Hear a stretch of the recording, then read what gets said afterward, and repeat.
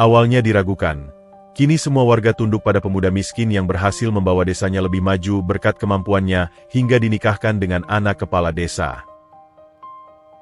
Halo sahabat, apa kabar semuanya? Sebelum masuk ke ceritanya, jangan lupa nyalakan subtitle dan subscribe terlebih dahulu ya.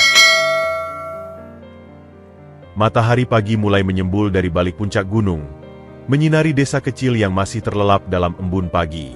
Di ujung desa, jauh dari keramaian, berdiri sebuah gubuk kayu yang tampak rapuh diterpa angin.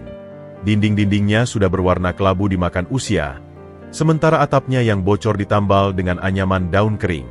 Inilah rumah Rahmat, pemuda berusia 24 tahun yang harus menjalani takdirnya sebagai yatim piatu sejak 8 tahun silam. Rahmat terbangun dari tidurnya yang tidak nyenyak.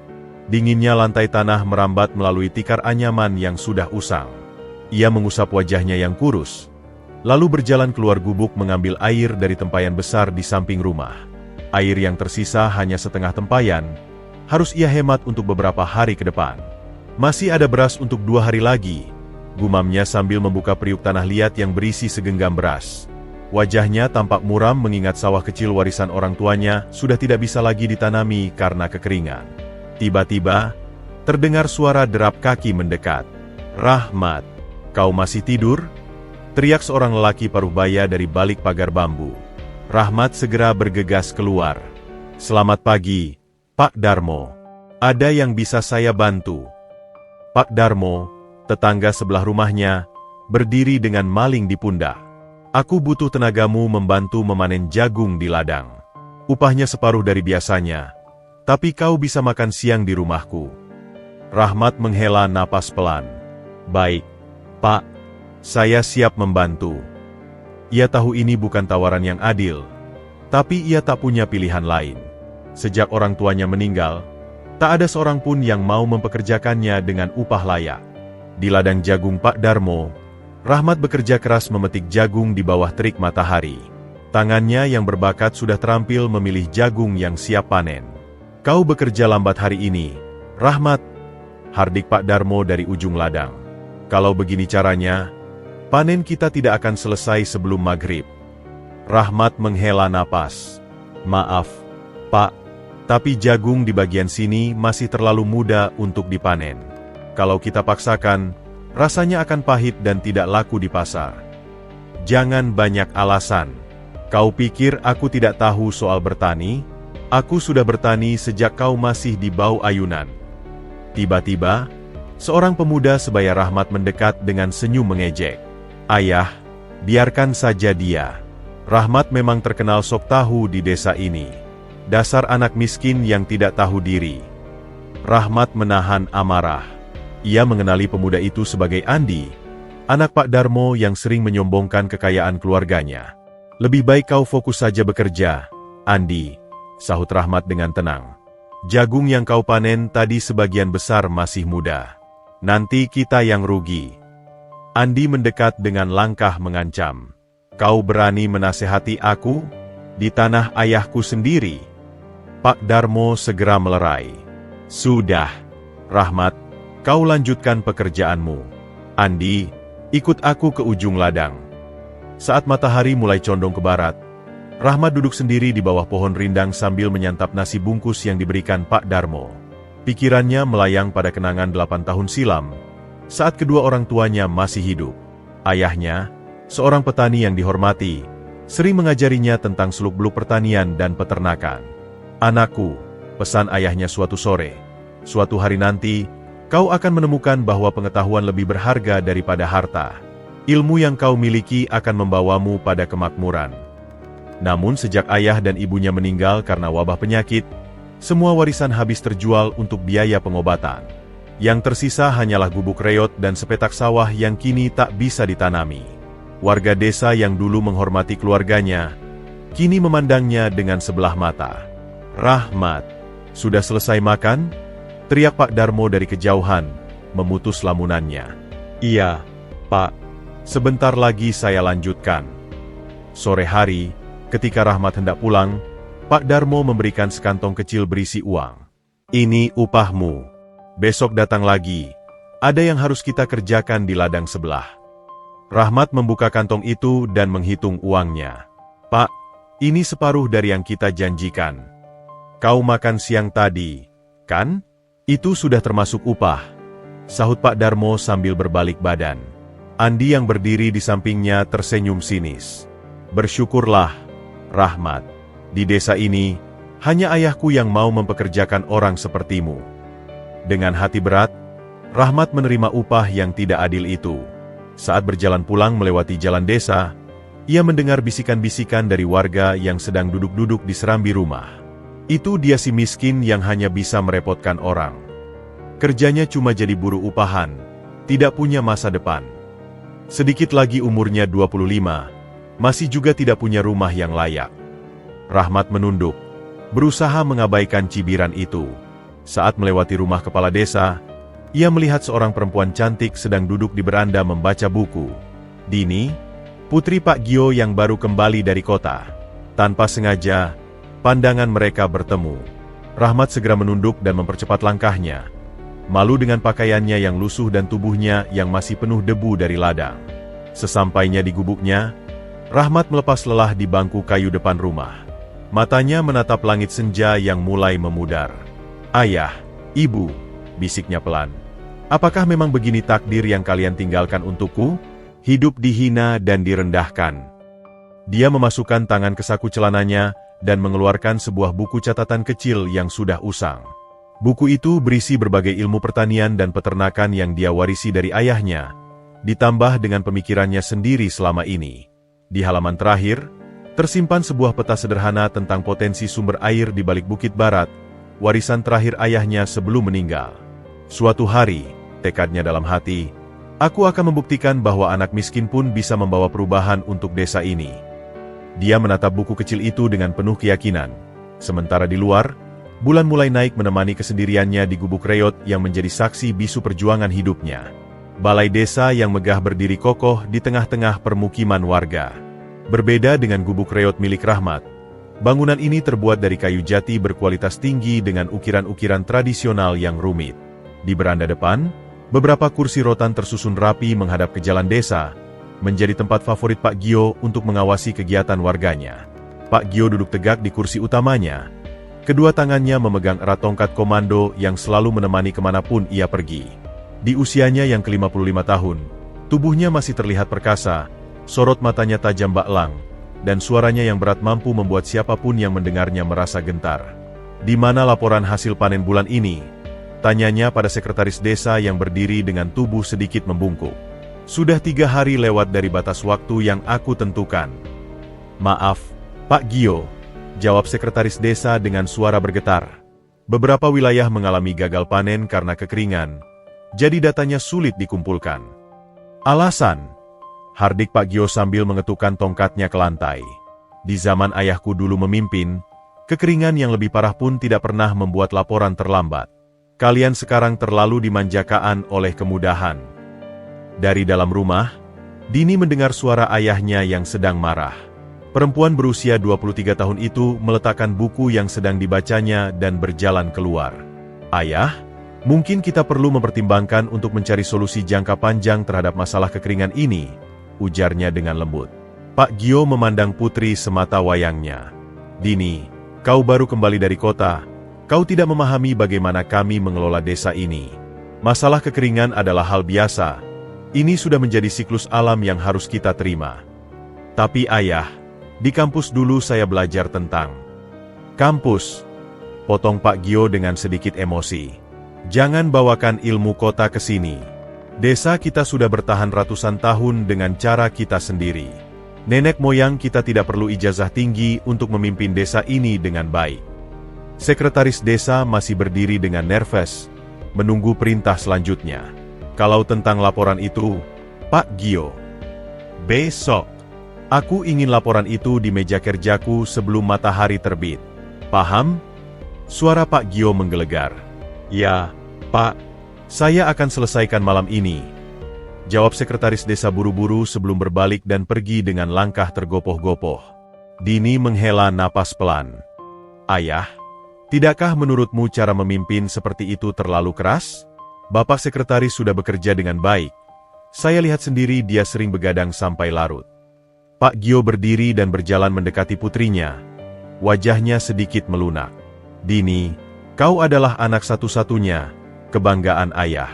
Tapi memimpin desa bukan seperti teori yang kau pelajari di buku. Di sini, kita harus tegas, harus kuat. Lihat itu. Ia menunjuk ke arah jalan desa di mana beberapa warga sedang bekerja. Mereka butuh pemimpin yang bisa membuat mereka disiplin, bukan pemimpin yang lemah. Ayah, tegas tidak harus berarti keras kepala. Saya hanya khawatir. Jangan khawatir, potong Pak Gio sambil meletakkan tangan di bahu Dini. Ayah sudah memimpin desa ini selama 20 tahun. Semuanya berjalan dengan baik-baik saja. Masalah kekeringan ini pun akan berlalu, seperti yang selalu terjadi. Tiba-tiba, seorang warga datang berlari-lari kecil. Pak Gio, ada masalah di persawahan. Apa masalahnya? Tanya Pak Gio dengan sigap. Beberapa petani berselisih karena berebut air untuk sawah mereka. Hampir terjadi perkelahian. Pak Gio menghela napas panjang. Lihat, Dini, inilah yang ayah hadapi setiap hari. Masalah-masalah kecil yang harus diselesaikan dengan tegas. Ia mengambil tongkatnya. Bawa ayah ke sana. Di area persawahan, dua kelompok petani sedang berhadap-hadapan dengan wajah memerah. Cangkul dan alat pertanian lain dipegang erat, sementara anak-anak mereka berdiri di belakang dengan wajah ketakutan. Berhenti! Teriak Pak Gio saat tiba di lokasi. Suaranya menggema di area persawahan yang luas. Apa yang terjadi di sini? Pak Gio, mereka mencuri air dari saluran yang seharusnya untuk sawah kami. Tuduh seorang petani dengan geram. Bohong!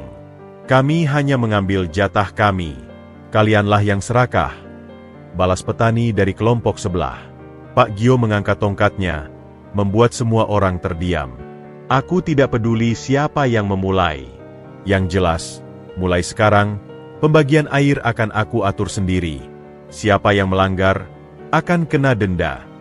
Salah satu petani tua maju ke depan. Tapi Pak Gio, aturan yang lama saja sudah tidak adil. Apalagi jika Bapak yang mengatur sendiri. Lebih baik kita buat sistem. Sudah, potong Pak Gio dengan keras. Aturan yang aku buat adalah aturan terbaik. Besok akan kubagikan jadwal pembagian air. Sekarang bubar. Kembali ke pekerjaan masing-masing. Dini yang mengikuti dari belakang memperhatikan semua ini dengan perasaan campur aduk. Ia melihat ketidakpuasan di mata beberapa petani, meski mereka tidak berani mengatakannya langsung. Dalam perjalanan pulang, Dini mencoba lagi. Ayah, tadi saya perhatikan sawah-sawah memang sangat kering.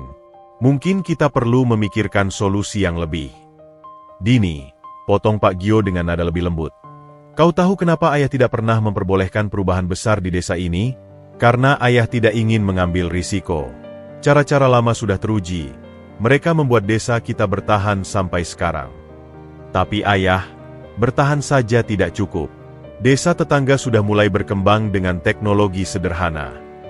Mereka hanya ikut-ikutan tren. Sela Pak Gio.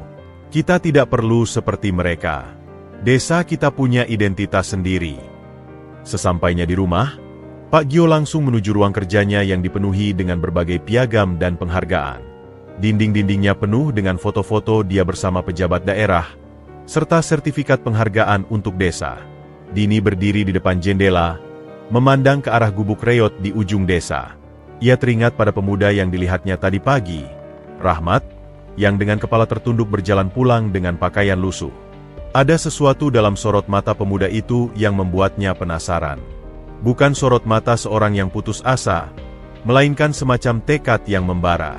Ayah, ucap Dini tiba-tiba, apa ayah mengenal seorang pemuda bernama Rahmat? Pak Gio mengerutkan kening sambil melihat dari atas tumpukan dokumen. Rahmat? Anak yatim piatu yang tinggal di gubuk reot itu? Kenapa kau bertanya tentang dia? Saya melihatnya tadi pagi. Dia terlihat berbeda. Berbeda dalam arti miskin sekali. Seloroh Pak Gio dengan sedikit sinis. Dini, kau tidak perlu bergaul dengan orang seperti dia. Kau putri kepala desa, ingat itu. Tapi ayah. Tidak ada tapi. tegas Pak Gio. Fokus saja membantu ayah mengurus administrasi desa. Itu akan lebih berguna daripada memikirkan orang-orang seperti Rahmat. Dini menghela napas dan mengangguk pelan. Tapi dalam hatinya, keingintahuan tentang pemuda misterius itu justru semakin membesar. Ada sesuatu tentang Rahmat yang membuatnya yakin, pemuda itu menyimpan potensi yang tidak dilihat oleh orang lain, termasuk ayahnya sendiri. Sementara itu, di balik tumpukan dokumen, Pak Gio kembali memikirkan masalah kekeringan yang semakin parah. Meski di depan orang lain ia selalu tampak percaya diri, dalam hati kecilnya mulai muncul keraguan. Tapi sebagai pemimpin yang sudah berpengalaman, ia tahu bahwa menunjukkan keraguan di depan warga adalah tanda kelemahan. Ia harus tetap tegas, harus tetap kuat, meski itu berarti harus menutupi kegelisahan yang mulai menggerogoti hatinya. Matahari pagi yang keemasan menyinari jalan setapak menuju sungai kecil di pinggir desa. Dini berjalan dengan langkah ringan membawa keranjang anyaman berisi pakaian yang akan dicuci. Setelah seminggu kembali ke desa, ia mulai menikmati ritme kehidupan pedesaan yang tenang, jauh dari hiruk-pikuk kota. Udara segar yang berbaur dengan aroma tanah basah dan dedaunan membuatnya merasa lebih hidup. Di kota, aku harus membayar mahal untuk merasakan udara sebersih ini, gumamnya sambil menikmati desiran angin pagi yang menerpa rambutnya. Sesampainya di tepi sungai, Dini memilih sebuah batu datar yang biasa digunakan para wanita desa untuk mencuci. Air sungai yang biasanya mengalir derat kini hanya tinggal setinggi betis, menunjukkan betapa parahnya kekeringan yang melanda. Ia menghela napas sedih melihat kondisi ini sambil mulai membasahi pakaian-pakaiannya. Di tempat yang tidak jauh, Rahmat sedang berdiri di tengah aliran sungai yang menyusut, menatap dengan cermat bebatuan dan pola aliran air. Buku catatan kecilnya terbuka. Tangannya dengan lincah membuat sketsa dan mencatat berbagai pengamatannya. Pagi ini, ia memutuskan untuk mempelajari lebih dalam pola aliran air sungai sebelum benar-benar kering. Jika pola sedimentasi di sini berubah, berarti ada gangguan di hulu, bisiknya sambil mencatat. Tapi aneh, dari mana datangnya gangguan itu? Tiba-tiba, teriakan tajam memecah kesunyian pagi. Aduh! Rahmat segera menoleh ke arah sumber suara. Ia melihat seorang perempuan terjatuh di bebatuan licin, keranjang cucian tersebar di sekelilingnya, dan pakaian-pakaian mulai hanyut terbawa aliran air yang tenang. Tanpa pikir panjang, Rahmat segera melompat dari posisinya dan bergegas menuju tempat perempuan itu. Saat mendekat, ia terkejut mengenali itu adalah Dini, putri kepala desa. "Non Dini, apa Anda baik-baik saja?" tanya Rahmat dengan suara khawatir sambil membantu Dini berdiri. Dini mengerang kesakitan sambil memegangi pergelangan kakinya yang terkilir. "Rasanya, kaki saya tidak bisa digerakkan." Rahmat dengan sigap mengambil sapu tangan bersih dari saku celananya. "Ini, basahkan dulu dengan air sungai untuk kompres. Saya akan mengambilkan pakaian non yang hanyut." Dengan lincah, Rahmat berlari mengikuti aliran air yang membawa pakaian-pakaian Dini. Satu persatu ia kumpulkan, diperas, dan ditata rapi di keranjang anyaman. Ketika kembali ke tempat Dini duduk, ia melihat perempuan itu sedang mencoba berdiri namun gagal karena sakit. "Tunggu, Non. Biar saya bantu." Rahmat dengan hati-hati membantu Dini berdiri, mendukung berat badannya sambil membawa keranjang cucian. "Terima kasih, Rahmat," ucap Dini sambil menahan sakit. "Kau sangat baik." Rahmat terkejut. "Non Dini tahu nama saya?" Dini tersenyum kecil. "Seluruh desa tahu siapa kamu. Tapi mungkin tidak seperti yang kukira," katanya dengan nada berempati. Mereka berjalan pelan menuju pohon rindang di tepi sungai. Rahmat membantu Dini duduk dengan nyaman, lalu mengambil air dari sungai untuk membersihkan luka di kakinya. "Saya perhatikan tadi kamu sedang mencatat sesuatu di buku," ucap Dini penasaran. "Boleh saya lihat?" Rahmat ragu sejenak, lalu mengulurkan buku catatannya yang sudah usang. "Ini hanya catatan kecil-kecilan saya, Non, tentang pengamatan sungai dan sawah." Dini membuka halaman demi halaman, matanya semakin membesar. "Ini luar biasa. Kamu membuat analisis hidrologi sederhana, memetakan pola sedimentasi, bahkan membuat prediksi tentang sumber air." Rahmat menunduk malu. "Hanya belajar dari pengalaman saja, Non." Dulu almarhum ayah sering mengajarkan hal-hal seperti ini. Tapi ini sangat detail dan ilmiah, puji Dini sambil terus membalik halaman. Lihat ini, kamu bahkan membuat diagram tentang kemungkinan adanya akuifer di balik Bukit Barat. Ah, itu hanya dugaan saya saja, sahut Rahmat cepat. Berdasarkan cerita ayah dan pengamatan tanaman di sekitar bukit itu, tumbuhan tertentu biasanya tumbuh subur di atas sumber air. Dini menatap Rahmat dengan takjub. Rahmat, ini bukan sekedar dugaan. Kamu memiliki data dan observasi yang mendukung. Kenapa tidak pernah menunjukkan ini pada ayah saya? Rahmat tersenyum getir. Non Dini tahu bagaimana pandangan warga, termasuk Pak Gio, terhadap saya. Siapa yang akan mendengarkan anak miskin seperti saya? Tapi ini penting untuk desa kita, protes Dini. Dengan kekeringan yang semakin parah, kita butuh solusi seperti ide kamu. Mungkin di mata warga, saya hanya pemuda miskin yang tidak punya masa depan. Lebih baik saya diam dan bekerja sendiri. Dini menggeleng-gelangkan kepala. Itu pola pikir yang salah, Rahmat. Pengetahuan tidak mengenal status sosial. Ayah saya mungkin keras kepala, tapi dia mencintai desa ini. Jika kita bisa menunjukkan bukti yang kuat. Non Dini, potong Rahmat lembut. Berapa kali saya mencoba menyampaikan ide pada warga? Hasilnya selalu sama, ditertawakan dan diabaikan. Minggu lalu saja, saya hampir diusir dari balai desa karena berani mengusulkan sistem penampungan air hujan. Mereka terdiam sejenak. Hanya suara gemericik air sungai yang menyelingi. Rahmat, ucap Dini finali, apa kau bersedia bekerja sama dengan saya? Rahmat menatapnya dengan bingung. Bekerja sama? Dalam hal apa? Saya punya akses ke ayah dan sumber daya desa. Kamu punya pengetahuan dan ide brilian. Jika kita gabungkan, kita bisa membantu desa ini keluar dari krisis air.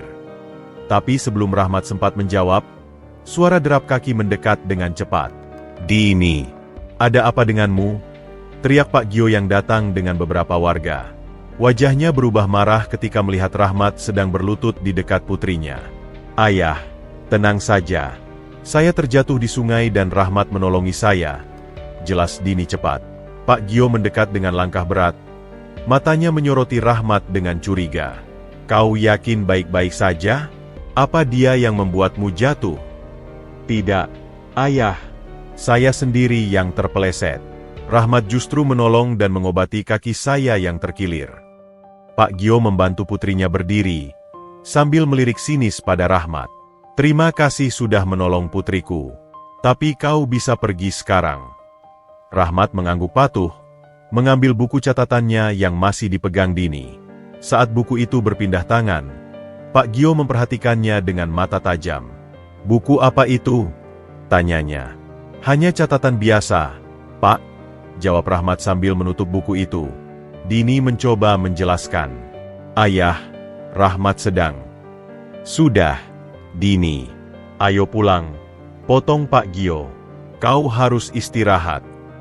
Sebelum pergi, Dini menoleh pada Rahmat. Terima kasih lagi. Dan, kita akan bicara lagi. Rahmat hanya bisa mengangguk, menyadari tatapan tidak suka dari Pak Gio. Saat mereka pergi, ia mendengar Pak Gio bergumam. Jangan terlalu dekat dengan orang seperti dia, Dini. Kau tahu reputasinya. Dengan hati berat, Rahmat kembali ke sungai, memunguti sisa-sisa pakaian Dini yang masih berserakan. Pikirannya berkecamuk antara harapan karena ada yang akhirnya mempercayai idenya, dan kekhawatiran karena orang itu adalah putri kepala desa yang jelas tidak menyukainya. Sementara itu, dalam perjalanan pulang, Dini bertekad dalam hati. Ia akan meyakinkan ayahnya bahwa Rahmat bukan sekadar pemuda miskin biasa. Di balik pakaian lusuh dan status sosialnya yang rendah, tersembunyi potensi yang bisa menyelamatkan desa mereka dari bencana kekeringan. Pertemuan tak disengaja ini mungkin adalah takdir yang membawa harapan baru bagi desa mereka. Minggu-minggu berlalu sejak pertemuan di sungai antara Dini dan Rahmat, namun kondisi desa justru semakin memprihatinkan.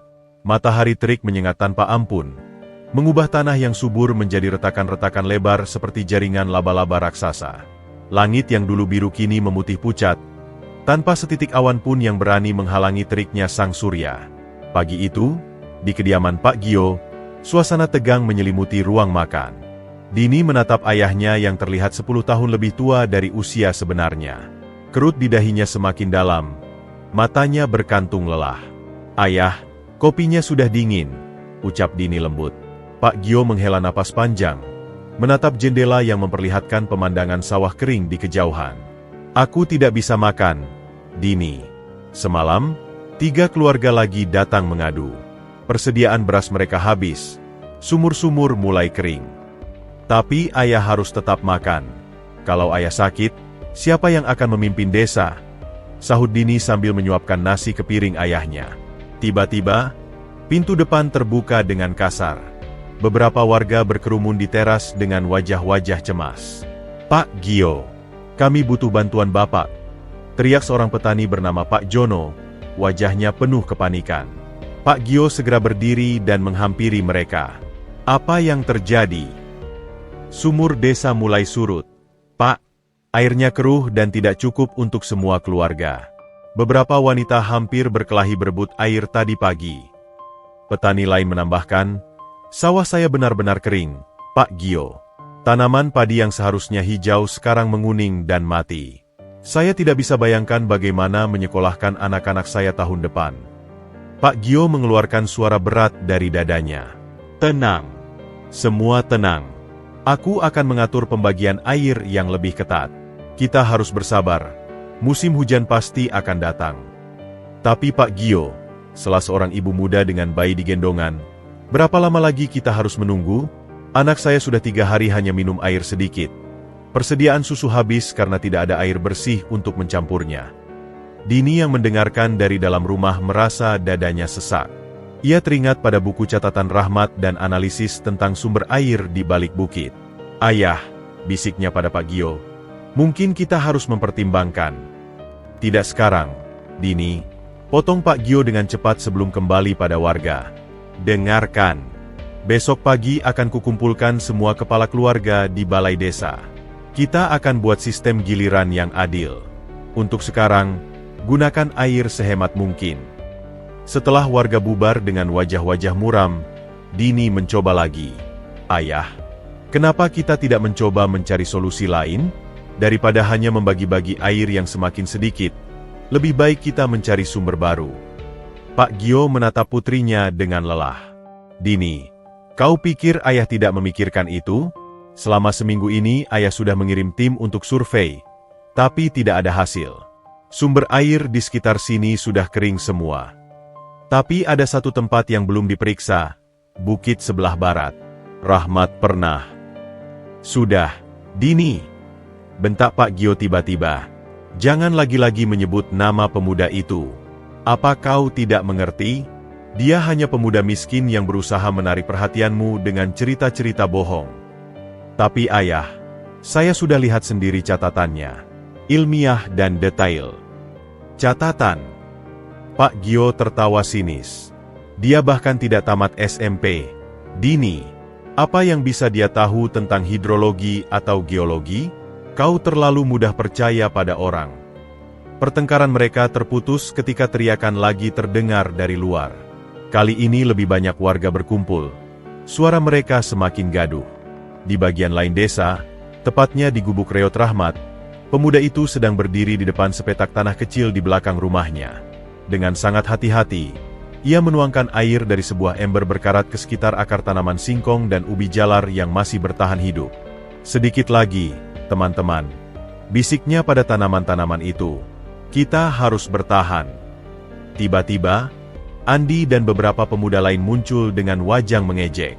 "Lihat nih, si miskin sedang berbicara dengan tanamannya. Gila kali kau, Mat." Rahmat mengabaikan ejekan mereka, terus fokus pada pekerjaannya. Dengar katamu punya solusi untuk masalah air desa?" tanya Andi dengan nada menantang. "Katanya bisa menemukan sumber air di Bukit Barat." Rahmat menoleh, wajahnya tenang. "Saya punya analisis, bukan sekedar katanya." "Analisis?" Andi tertawa terkekeh. "Kau pikir kau siapa? Insinyur? Lebih baik kau fokus cari kerja yang benar, biar bisa beli air bersih untuk sendiri." Salah satu teman Andi menambahkan, "Iya, jangan mau menang sendiri. Sekarang semua orang susah, kau malah pamer-pamer teori." Rahmat menarik napas dalam.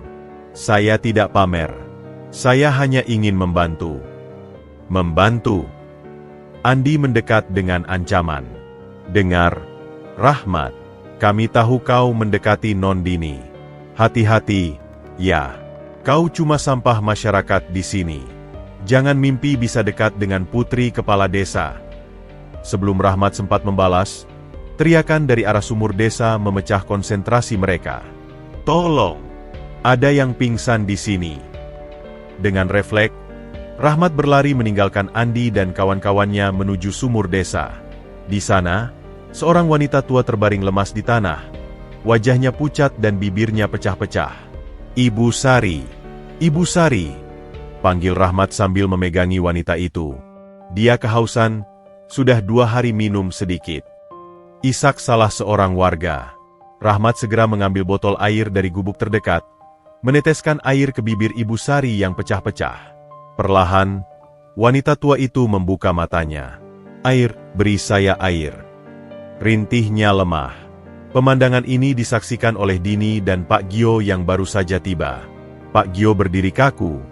Wajahnya berkerut melihat penderitaan warganya. Sementara Dini langsung berlari membantu Rahmat merawat Ibu Sari. "Ini tidak bisa dibiarkan. Ayah," desis Dini pada Pak Gio. "Kita kehilangan bukan hanya tanaman, tapi nyawa manusia." Pak Gio menatap kosong ke arah warga-warga yang mulai berkumpul. Wajah mereka penuh keputusasaan. Untuk pertama kalinya dalam 20 tahun memimpin, ia benar-benar merasa tidak berdaya. "Malam ini," ucap Pak Gio tiba-tiba dengan suara parau. "Malam ini kumpulkan semua warga di balai desa. Kita akan adakan musyawarah besar." Dini menatap ayahnya dengan harapan. "Ayah, katakan pada semua warga," lanjut Pak Gio dengan berat, "bahwa kita akan terima semua usul dan ide.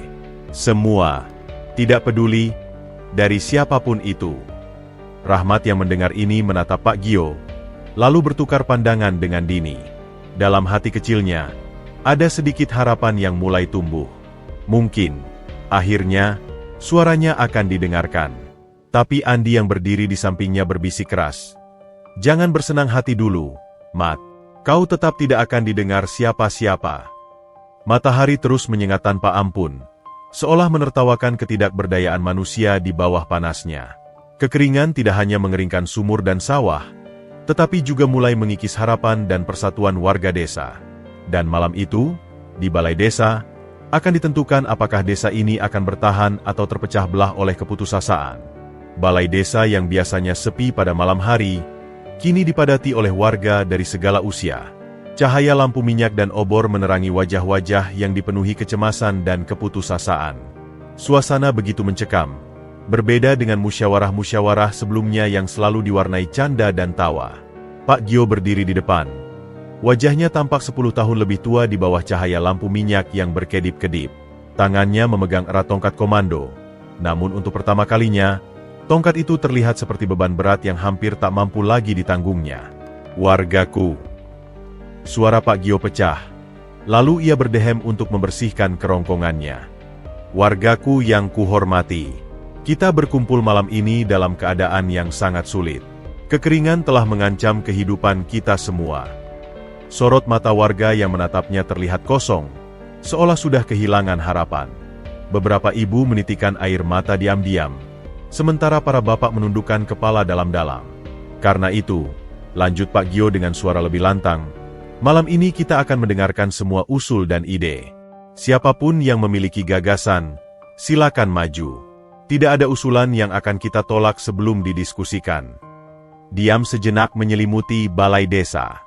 Tidak ada yang berani maju pertama kali. Hanya suara jangkrik dan hembusan angin malam yang terdengar. Akhirnya, seorang petani tua maju. "Pak Gio, bagaimana kalau kita membuat sumur-sumur baru? Mungkin di tempat yang lebih rendah." Pak Gio menggeleng. "Sudah kita coba, Pak Darmo. Sampai kedalaman 10 meter pun tidak ada air." Petani lain mengacungkan tangan. "Kalau begitu, kita pindah saja sementara ke desa sebelah?" Mereka kan dekat dengan sungai besar. Dan tinggalkan rumah serta sawah kita, sergah seorang wanita tua. Itu bukan solusi.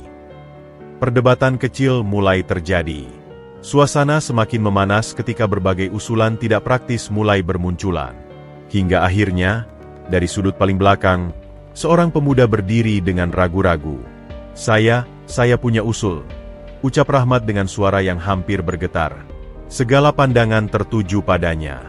Ejekan kecil mulai terdengar dari beberapa pemuda, termasuk Andi yang duduk di barisan depan. Kau, Rahmat. Pak Gio mengerutkan kening. Apa usulmu? Rahmat menarik napas dalam. Saya percaya ada sumber air besar di balik bukit sebelah barat.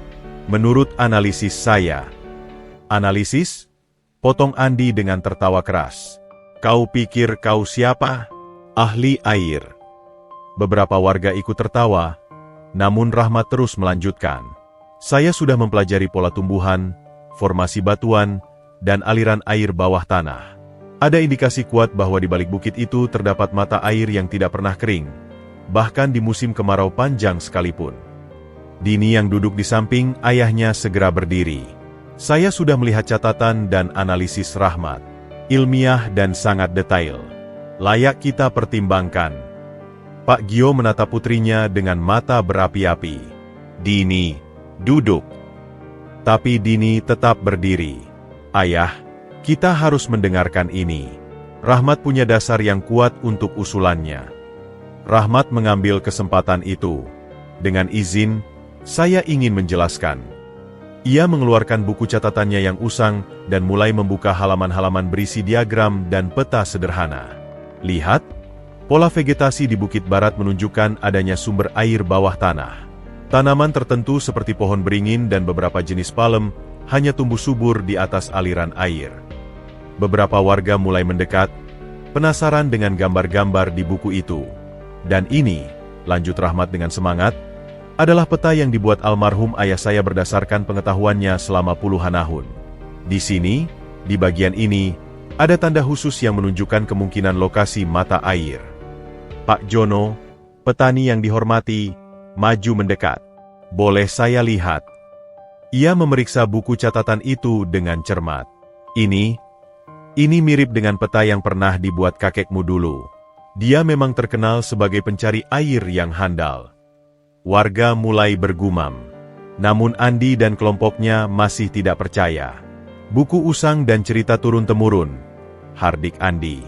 Kita butuh solusi nyata, bukan dongeng.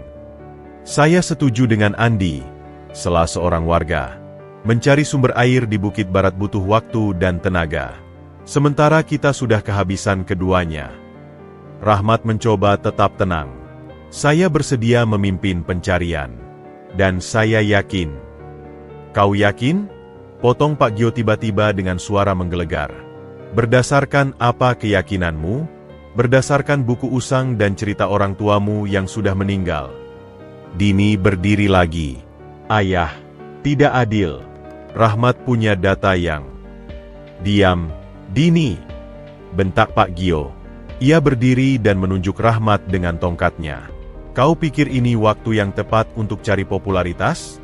Lihat sekelilingmu. Lihat wajah-wajah lapar dan haus ini. Kau mau buang-buang tenaga dan waktu kami dengan teori ngawurmu. Rahmat berdiri tegak. Wajahnya memerah. Ini bukan teori ngawur, Pak Gio. Saya sudah mempelajari ini selama bertahun-tahun. Saya. Bertahun-tahun. Pak Gio tertawa sinis. Kau menghabiskan waktu bertahun-tahun untuk mimpi kosong, sementara yang lain bekerja keras? Sekarang kau mau kami ikut mimpimu yang bodoh? Beberapa warga mulai bersuara mendukung Pak Gio. Iya, jangan buang-buang waktu kita. Kita butuh solusi praktis, bukan mimpi. Tapi beberapa warga lain, termasuk Pak Jono, mulai berpikir berbeda. Tunggu, Pak Gio. Mungkin kita harus memberi kesempatan. Apa ruginya kita coba? Ruginya. Pak Gio berjalan mendekati Rahmat. Waktu dan tenaga yang bisa digunakan untuk bertahan hidup. Itu kerugiannya. Dini tiba-tiba berteriak. Kalau tidak ada yang berani mencoba hal baru, Kita semua akan mati bersama di sini." Teriakan Dini membuat semua orang terdiam. Bahkan Pak Gio terkejut dengan keberanian putrinya. Dalam kesunyian itu, Rahmat berbicara dengan suara tenang namun penuh keyakinan. "Saya tidak meminta banyak. Hanya beri saya 5 orang dan 3 hari. Jika dalam 3 hari saya tidak menemukan sumber air, saya akan menerima hukuman apapun yang Bapak tentukan." Andi berdiri dengan cepat. "Hukuman? Bagus. Kalau gagal, kau harus keluar dari desa ini untuk selamanya." Beberapa warga terkejut dengan usulan keras itu. Tapi Rahmat mengangguk perlahan. "Baik. Jika gagal, saya akan pergi dari desa ini untuk selamanya." Dini berteriak, "Tidak, itu tidak adil." Tapi suaranya tenggelam dalam sorak-sorai warga yang mendukung usulan Andi. Pak Gio berdiri diam, memandangi Rahmat dengan tatapan kompleks, antara marah, tidak percaya, dan sedikit kekaguman pada keberanian pemuda itu. "Baik." Akhirnya Pak Gio berbicara, "Kau punya 3 hari. Pilih 5 orang yang mau ikut denganmu. Tapi ingat," suaranya rendah namun penuh ancaman, "jika kau gagal, kau harus pergi dan tidak boleh kembali selamanya." Rahmat mengangguk, lalu menatap Dini yang wajahnya dipenuhi kekhawatiran. "Saya tidak akan mengecewakan," bisiknya, meski hanya pada dirinya sendiri. Malam itu, ketika warga bubar dengan berbagai perasaan, sebuah tekad besar lahir dalam hati Rahmat. Ini bukan lagi sekadar membuktikan teorinya. Ini tentang memperjuangkan harga dirinya dan masa depan desa yang ia cintai. Dan bagi Dini, ini menjadi awal dari sebuah perjuangan yang akan mengubah hidupnya selamanya. Malam setelah musyawarah yang menegangkan itu, kediaman Pak Gio diliputi oleh kesunyian yang berat. Di ruang tamu, hanya terdengar suara detak jam dinding kuno dan desahan napas Pak Gio yang sedang duduk termenung dengan segelas teh yang sudah dingin di tangannya. Dini memasuki ruangan dengan langkah pelan. Wajahnya masih memerah akibat perdebatan panas tadi malam. "Ayah, kita perlu berbicara." Pak Gio tidak menoleh. Matanya masih tertuju pada nyala lilin yang berkedip-kedip. "Aku tidak mau mendengar lagi tentang Rahmat. Keputusan sudah dibuat. Tapi ini tidak adil, Ayah." Dini duduk di hadapan ayahnya, mencoba menangkap pandangannya. Ayah memberikan syarat yang tidak manusiawi. Gagal berarti diusir dari desa? Itu terlalu kejam. "Apa kau tidak mendengar tadi malam?" Pak Gio akhirnya menatap putrinya. Dia yang menawarkan diri, dan warga yang menyetujui syaratnya. "Aku tidak memaksakan apa-apa. Tapi ayah sebagai kepala desa seharusnya melindungi setiap warga, bukan membiarkan mereka dihakimi seperti itu." Pak Gio meletakkan gelasnya dengan keras. "Dengarkan baik-baik, Dini. Selama seminggu ini, kau terus-menerus membela pemuda itu. Apa yang terjadi antara kalian?" Dini terkesiap, wajahnya sedikit memerah. "Tidak ada apa-apa, Ayah. Saya hanya melihat potensi dalam diri Rahmat yang tidak dilihat orang lain." "Potensi?" Pak Gio berdiri dan mulai berjalan mondar-mandir. "Aku sudah memimpin desa ini selama 20 tahun. Aku tahu setiap jengkal tanahnya, setiap karakter warganya. Dan aku tahu persis seperti apa potensi yang kau maksud itu. Ayah tidak memberinya kesempatan. Ayah bahkan tidak mau melihat data dan analisis yang dia miliki." "Data?" Pak Gio berhenti dan menatap Dini dengan tajam. "Kau terlalu terpesona oleh buku catatan usangnya sampai tidak bisa berpikir jernih. Dia hanya pemuda miskin yang berusaha menarik perhatianmu dengan cerita-cerita heroik." "Itu tidak benar." Dini berdiri, matanya berkaca-kaca. "Saya tidak terpesona oleh siapa-siapa. Saya hanya ingin desa kita selamat. Dan Rahmat mungkin adalah satu-satunya harapan kita." Pak Gio mendekati putrinya. Suaranya rendah namun penuh emosi. "Kau adalah putri kepala desa. Kau punya tanggung jawab dan martabat untuk dijaga. Bergaul dengan orang seperti Rahmat hanya akan merusak reputasimu." "Reputasi?" Dini menggeleng tak percaya. "Ayah lebih mementingkan reputasi daripada nyawa warga? Daripada masa depan desa kita? Jangan berani-berani berkata seperti itu padaku," bentak Pak Gio. Seluruh hidupku telah kukorbankan untuk desa ini. Setiap keputusan yang kuambil adalah untuk kebaikan bersama. Kalau benar untuk kebaikan bersama, kenapa ayah tidak memberi kesempatan pada Rahmat? Kenapa ayah tidak mengizinkannya membuktikan teorinya dengan dukungan yang layak? Karena itu akan membuang-buang sumber daya kita yang sudah terbatas, teriak Pak Gio. Dan karena apa, ayah? Pak Gio menarik napas dalam. Karena aku tidak mau melihat putriku tertipu oleh mimpi-mimpi kosong. Mereka terdiam, hanya tatapan panas yang saling beradu. Di luar, angin malam berhembus kencang, seakan ikut merasakan ketegangan di dalam rumah. Ayah, ucap Dini akhirnya dengan suara lebih lembut. Ingatkah ayah pada almarhum kakek? Dia selalu bilang, seorang pemimpin yang bijaksana harus bisa mendengar suara dari manapun, bahkan dari yang paling lemah sekalipun. Pak Gio menatap putrinya. Kenangan akan nasihat ayahnya sendiri terlintas di pikirannya. Dan ingatkah ayah? Lanjut Dini dengan suara bergetar. Saat ayah masih muda dulu, banyak orang yang meragukan kemampuan ayah ketika menggantikan kakek, tapi kakek percaya pada ayah, dan memberi ayah kesempatan. Pak Gio berjalan ke jendela, memandang kegelapan di luar. Itu berbeda, Dini. Di mana bedanya? Dulu ada yang bilang ayah terlalu muda, terlalu nekat. Sekarang ayah melakukan hal yang sama pada Rahmat. Dini, kau tidak mengerti. Saya mengerti, ayah. Dini memotong. Saya mengerti bahwa ayah takut. Takut jika Rahmat berhasil, berarti selama ini ayah salah.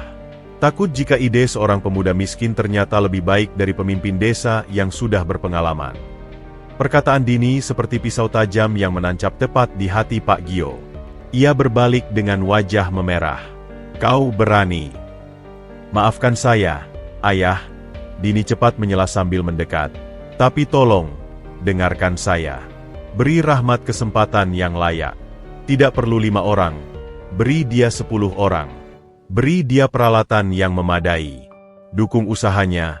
Jangan justru berharap dia gagal. Pak Gio menatap putrinya lama sekali. Dalam sorot mata Dini, ia melihat keteguhan hati yang sama seperti almarhum istrinya dulu. Sebuah keteguhan yang selalu bisa meluluhkan hatinya. Kalau ternyata dia salah, tanya Pak Gio akhirnya dengan suara lebih lembut. Maka kita akan mencari solusi lain bersama-sama, jawab Dini. Tapi setidaknya kita sudah mencoba. Kita tidak akan menyesal karena tidak mencoba. Pak Gio kembali ke kursinya, tubuhnya terlihat lelah. Kau sangat yakin pada pemuda ini? Saya yakin pada data dan analisisnya. Dan saya yakin pada ketulusan hatinya untuk membantu desa kita. Detik-detik berlalu dalam kesunyian. Akhirnya, Pak Gio menghela napas panjang. Baiklah, besok pagi, kau yang akan memberitahu Rahmat bahwa dia boleh memilih 10 orang, dan akan kuberikan peralatan terbaik yang kita miliki. Dini tersenyum lebar, matanya berbinar. Terima kasih, ayah. Ayah tidak akan menyesal. Tapi, tambah Pak Gio dengan tatapan serius, kau harus berjanji padaku. Tidak ada hubungan khusus antara kalian. Kau mendukungnya semata untuk kepentingan desa. Dini mengangguk. Meski dalam hatinya ada sesuatu yang bergejolak. Saya berjanji, ayah. Keesokan paginya, Dini bergegas mencari Rahmat. Ia menemukan pemuda itu sedang bersiap di depan gubuknya, hanya dengan sebuah ransel kecil dan beberapa peralatan sederhana. Rahmat, panggil Dini dengan semangat. Rahmat menoleh. Wajahnya tampak lelah namun penuh tekad. Non Dini, ada yang bisa saya bantu. Saya punya kabar baik. Ayah setuju untuk memberimu 10 orang dan peralatan terbaik. Namun ekspresi Rahmat justru berubah serius. Maaf, Non Dini, saya tidak bisa menerimanya. Dini terkejut. Apa? Kenapa? Karena saya sudah memilih 5 orang yang saya percaya, jawab Rahmat sambil menunjuk ke arah 5 pemuda yang sedang menunggu di belakangnya.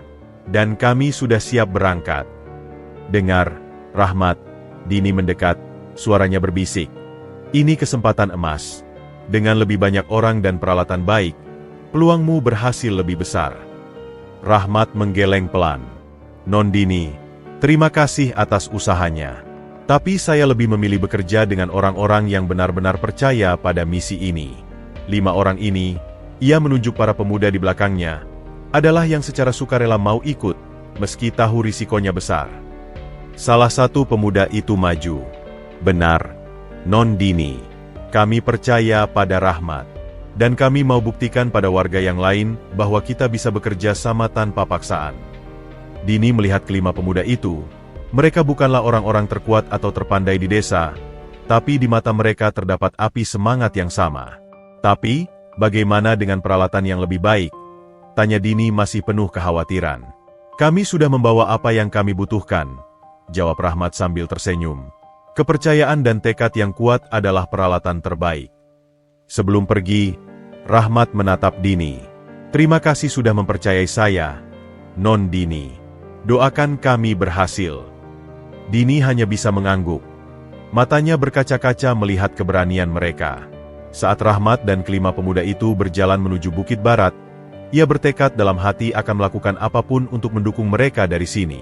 Pertempuran tidak hanya terjadi di Bukit Barat, tetapi juga di hati seorang ayah yang mulai ragu pada kepemimpinannya sendiri, dan di hati seorang perempuan yang mulai menyadari bahwa ada hal-hal yang lebih berharga daripada status sosial dan reputasi. Matahari pagi yang keemasan menyinari punggung Bukit Barat, menerangi 6 sosok yang dengan susah payah mendaki lereng terjal.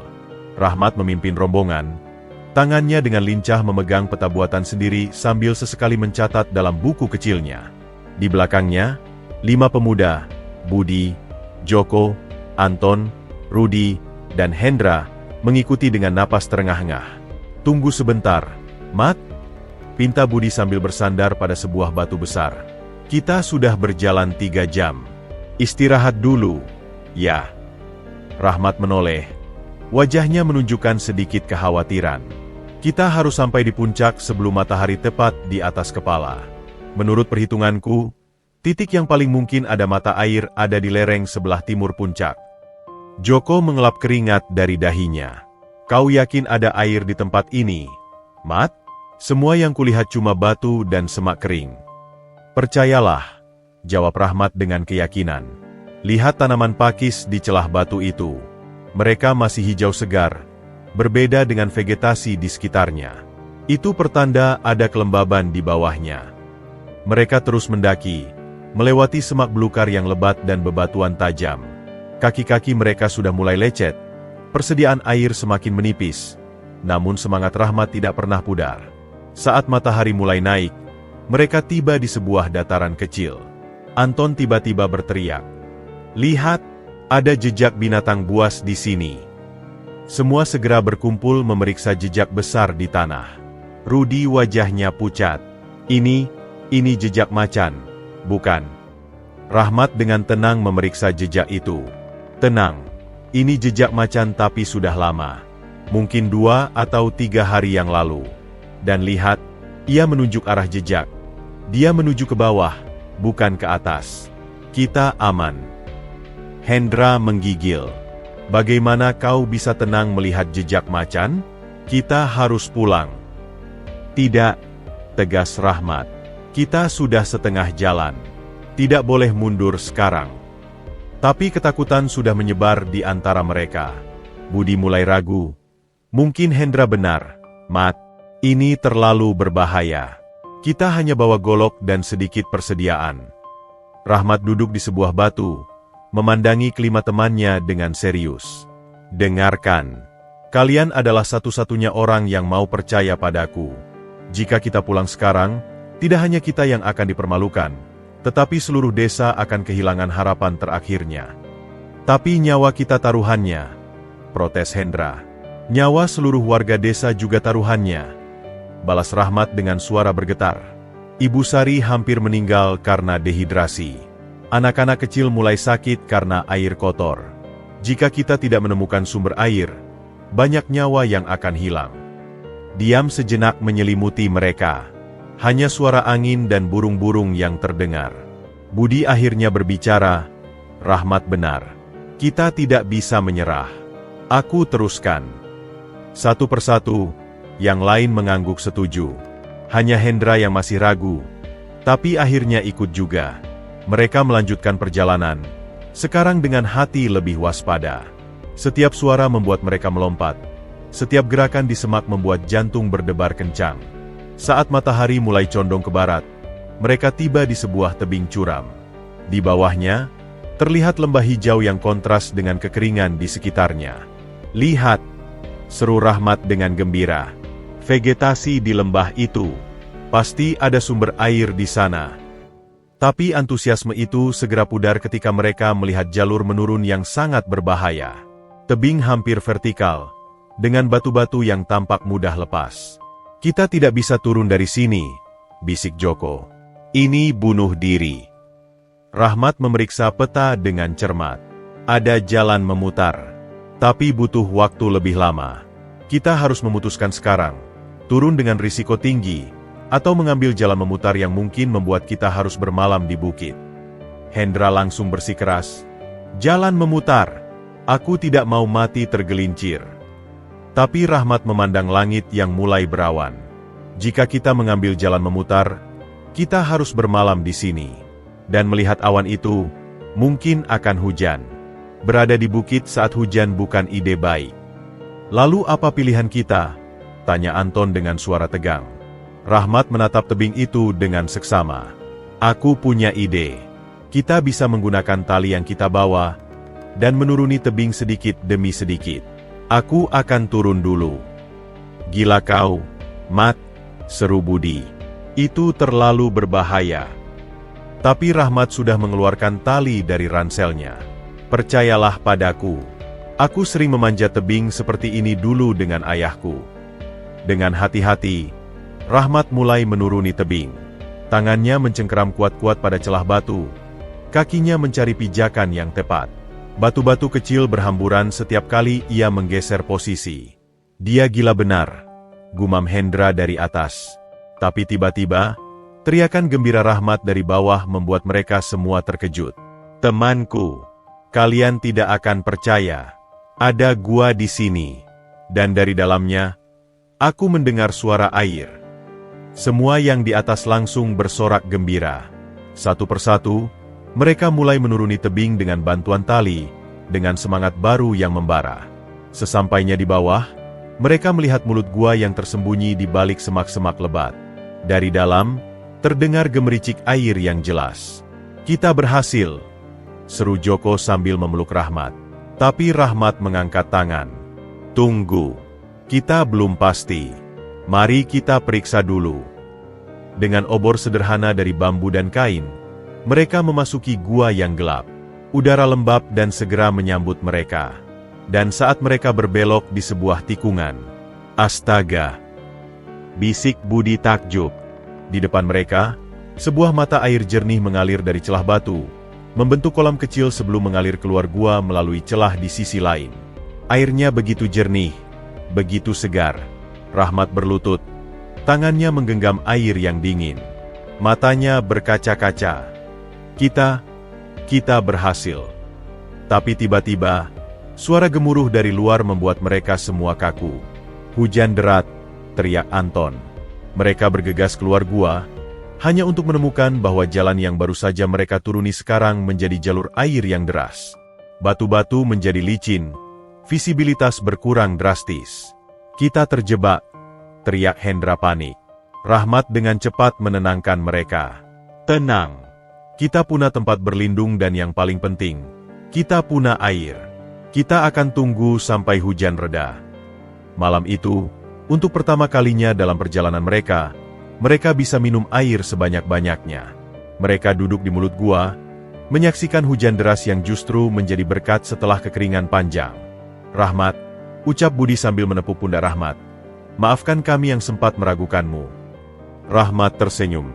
"Tidak perlu minta maaf. Yang penting kita berhasil.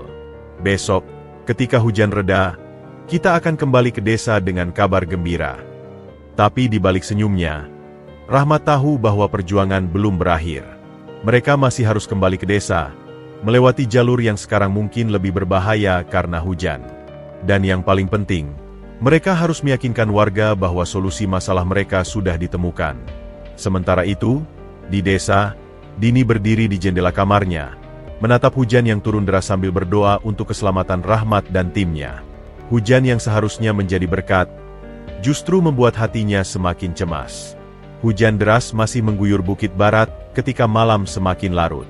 Di dalam gua, Rahmat dan kelima temannya berkumpul di sekitar api unggun kecil yang mereka buat dari ranting-ranting kering yang berhasil mereka kumpulkan sebelum hujan turun. Suara gemericik air dari mata air di dalam gua berpadu dengan deru hujan di luar, menciptakan simfoni alam yang menenangkan. "Kita harus bersyukur menemukan tempat ini," ucap Budi sambil menghangatkan tangannya di dekat api. "Bayangkan jika kita masih di luar ketika hujan sebesar ini turun." Rahmat mengangguk. Matanya tetap tertuju pada peta yang terbentang di tanah. "Tapi kita tidak bisa tinggal di sini terlalu lama. Besok pagi, kita harus segera kembali ke desa. Setiap jam berarti bagi warga yang masih menderita kekurangan air." Hendra yang sedang merebus air di kaleng bekas tiba-tiba berkata dengan suara bergetar, "Kalian tidak takut? Jalur yang kita lalui tadi sudah pasti berubah menjadi sungai deras sekarang. Kita akan mencari jalan alternatif," jawab Rahmat dengan tenang. "Yang penting kita sudah menemukan sumber air. Ini adalah kemenangan besar." Sementara mereka berdiskusi tentang rencana pulang, di desa, situasi justru semakin memanas. Andi dan sekelompok pemuda berkumpul di balai desa. Wajah-wajah mereka dipenuhi kecemburuan dan kemarahan. "Kalian dengar?" kata Andi dengan suara beracun. "Beberapa orang melihat asap dari Bukit Barat. Itu berarti si miskin dan kawan-kawannya berhasil menemukan sesuatu." Seorang pemuda bernama Tony menyeringai. "Jadi mungkin saja dia benar? Mungkin memang ada mata air di sana." "Tidak mungkin," bentak Andi. "Bahkan jika ada, kita tidak bisa membiarkan si miskin itu menjadi pahlawan. Kalian lupa bagaimana dia mendekati Nondini? Sekarang dia akan dapat semua pujian. Dan mungkin Nondini akan semakin tertarik padanya." Pemuda lain bernama Johnny menatap Andi dengan bingung. "Tapi Andi, jika benar ada mata air, bukankah itu baik untuk kita semua? Desa kita akan selamat." Andi berdiri dengan mata berapi-api. "Kalian bodoh. Jika Rahmat berhasil, ayahku dan semua pemimpin desa akan terlihat bodoh. Status kita semua akan turun. Dan kalian pikir dia akan berbagi keuntungan? Dia akan menguasai sumber air itu dan menjadikan kita semua bergantung padanya." Kerumunan pemuda itu mulai terdiam, dipenuhi keraguan. Andi melihat ini sebagai kesempatan. "Aku punya rencana. Kita harus menghentikan mereka sebelum mereka kembali ke desa dengan kabar baik."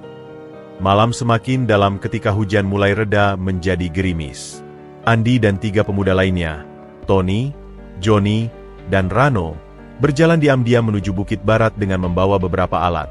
"Kita harus menghancurkan jalur yang sudah mereka buat," bisik Andi sambil memegang erat golongnya. "Jika mereka tidak bisa kembali ke desa, atau jika terjadi kecelakaan dalam perjalanan pulang, maka Rahmat akan gagal memenuhi tenggat waktunya." Tony menghentikan langkahnya. "Andi, ini sudah keterlaluan. Kita hanya sepakat untuk merusak peralatan mereka, bukan membahayakan nyawa." "Jangan pengecut," desis Andi. "Ini untuk kebaikan kita semua. Kalian mau melihat si miskin itu menjadi pahlawan dan mengambil alih desa kita?" Di dalam gua, Rahmat tiba-tiba terbangun dari tidurnya yang ringan. Ada firasat aneh yang menggelisahkan hatinya. Ia bangun dan berjalan pelan ke mulut gua, memandangi kegelapan di luar. "Ada apa, Mat?" tanya Budi yang juga terbangun. "Sepertinya ada yang tidak beres," bisik Rahmat. "Aku mendengar suara dari arah tebing." Mereka berdua mengintip keluar, dan dalam cahaya bulan yang sesekali muncul dari balik awan, mereka melihat bayangan-bayangan bergerak di atas tebing. "Binatang?" tanya Budi. Rahmat menggelang. "Itu manusia, dan mereka sedang melakukan sesuatu pada jalur kita." Dengan sigap, Rahmat membangunkan yang lain. "Teman-teman, bangun. Ada yang tidak beres." Sementara itu di atas tebing, Andi dan kawan-kawan sedang sibuk melonggarkan batu-batu besar di tepi tebing. Jika mereka mencoba menaiki tebing ini besok, batu-batu ini akan runtuh dan menghalangi jalan mereka, bisik Andi dengan senyum jahat. Tiba-tiba, suara Rahmat terdengar dari bawah. "Andi, Apa yang kau lakukan di sana? Andi terkejut. Lalu wajahnya berubah marah. Rahmat, kau ternyata masih hidup. Tentu saja kami masih hidup. Dan kami sudah menemukan sumber air. Turunlah, kita akan kembali ke desa bersama-sama. Tapi Andi justru tertawa sinis. Kau pikir kami akan membiarkanmu kembali dengan mudah? Kau dan mimpi-mimpi bodohmu. Rahmat mendongak, mencoba melihat dengan jelas dalam kegelapan. Andi, ini bukan tentang aku atau kamu. Ini tentang seluruh desa. Ada cukup air di sini untuk semua orang. Bohong, teriak Andi.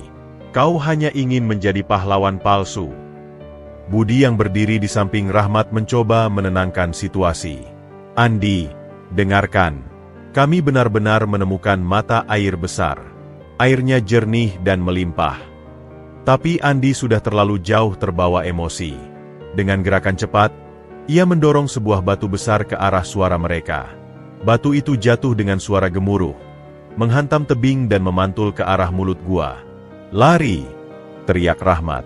Mereka semua berhamburan masuk ke dalam gua tepat sebelum batu besar itu mendarat dengan keras di depan mulut gua, disusul oleh reruntuhan batu-batu kecil yang menutup sebagian besar jalan keluar.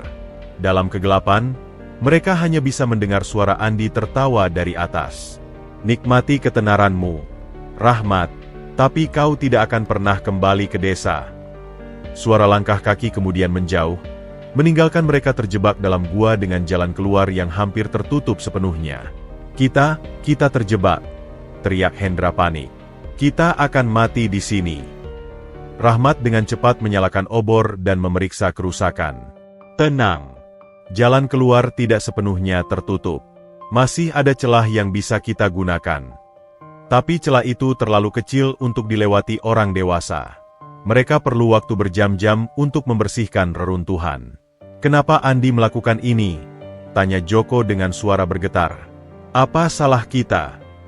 Ini karena iri hati dan ketakutan, jawab Rahmat sambil mulai memindahkan batu-batu kecil. Tapi kita tidak boleh menyerah. Kita harus keluar dari sini sebelum pagi. Sementara mereka bekerja keras membersihkan jalan di desa, Dini terbangun oleh suara berisik di luar. Ia melihat dari jendela dan melihat Andi dan kawan-kawannya kembali dengan pakaian kotor dan wajah-wajah puas. Ada sesuatu yang tidak beres, gumam Dini. Ia segera memakai mantel dan keluar diam-diam, mengikuti Andi dan kawan-kawannya dari kejauhan. Dari balik pohon, Dini mendengar percakapan mereka. Dengan jalan tertutup, mereka tidak akan bisa kembali sebelum tenggat waktu, kata Andi dengan senyum puas. Besok, Rahmat akan diusir dari desa.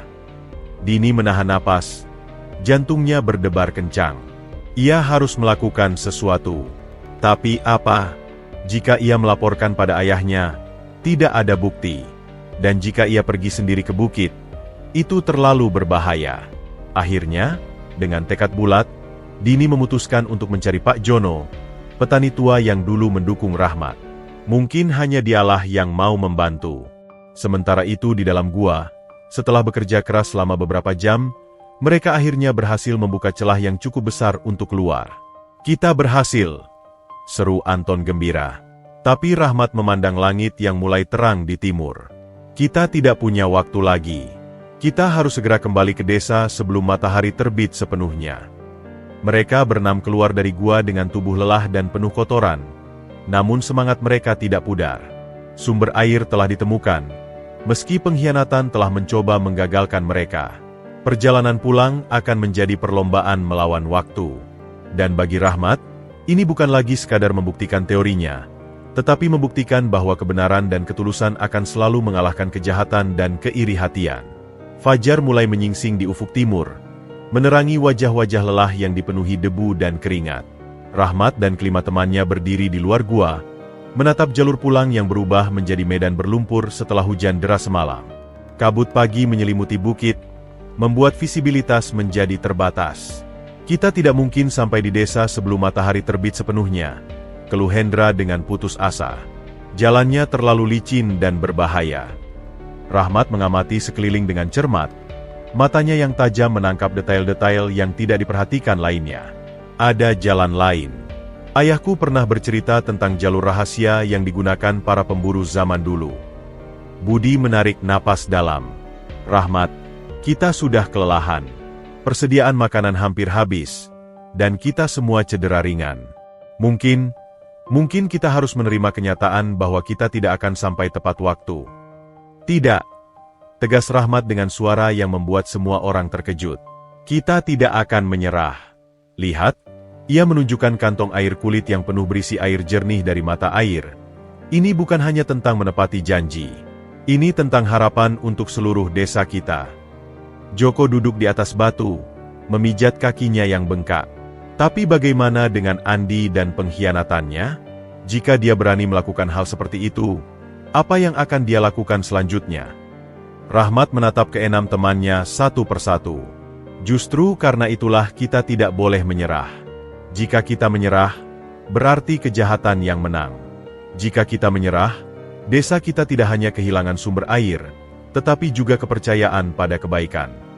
Dari kejauhan, suara serigala terdengar memecah kesunyian pagi. Anton menggigil. Dan itu belum termasuk bahaya binatang buas. Rahmat tiba-tiba tersenyum. Aku punya ide. Kita tidak perlu kembali melalui jalur biasa. Kita bisa mengikuti aliran air dari mata air ini. Air pasti menuju ke tempat yang lebih rendah, dan akhirnya akan bermuara di suatu tempat dekat desa. Tapi itu bisa memutar sangat jauh, protes Hendra. Tidak, jawab Rahmat sambil membuka peta buatannya. Lihat, aliran air dari gua ini mengalir ke timur. Dan sungai kecil di timur desa kita berasal dari arah yang sama. Jika kita mengikuti aliran ini, kita akan sampai di desa dari sisi yang berbeda.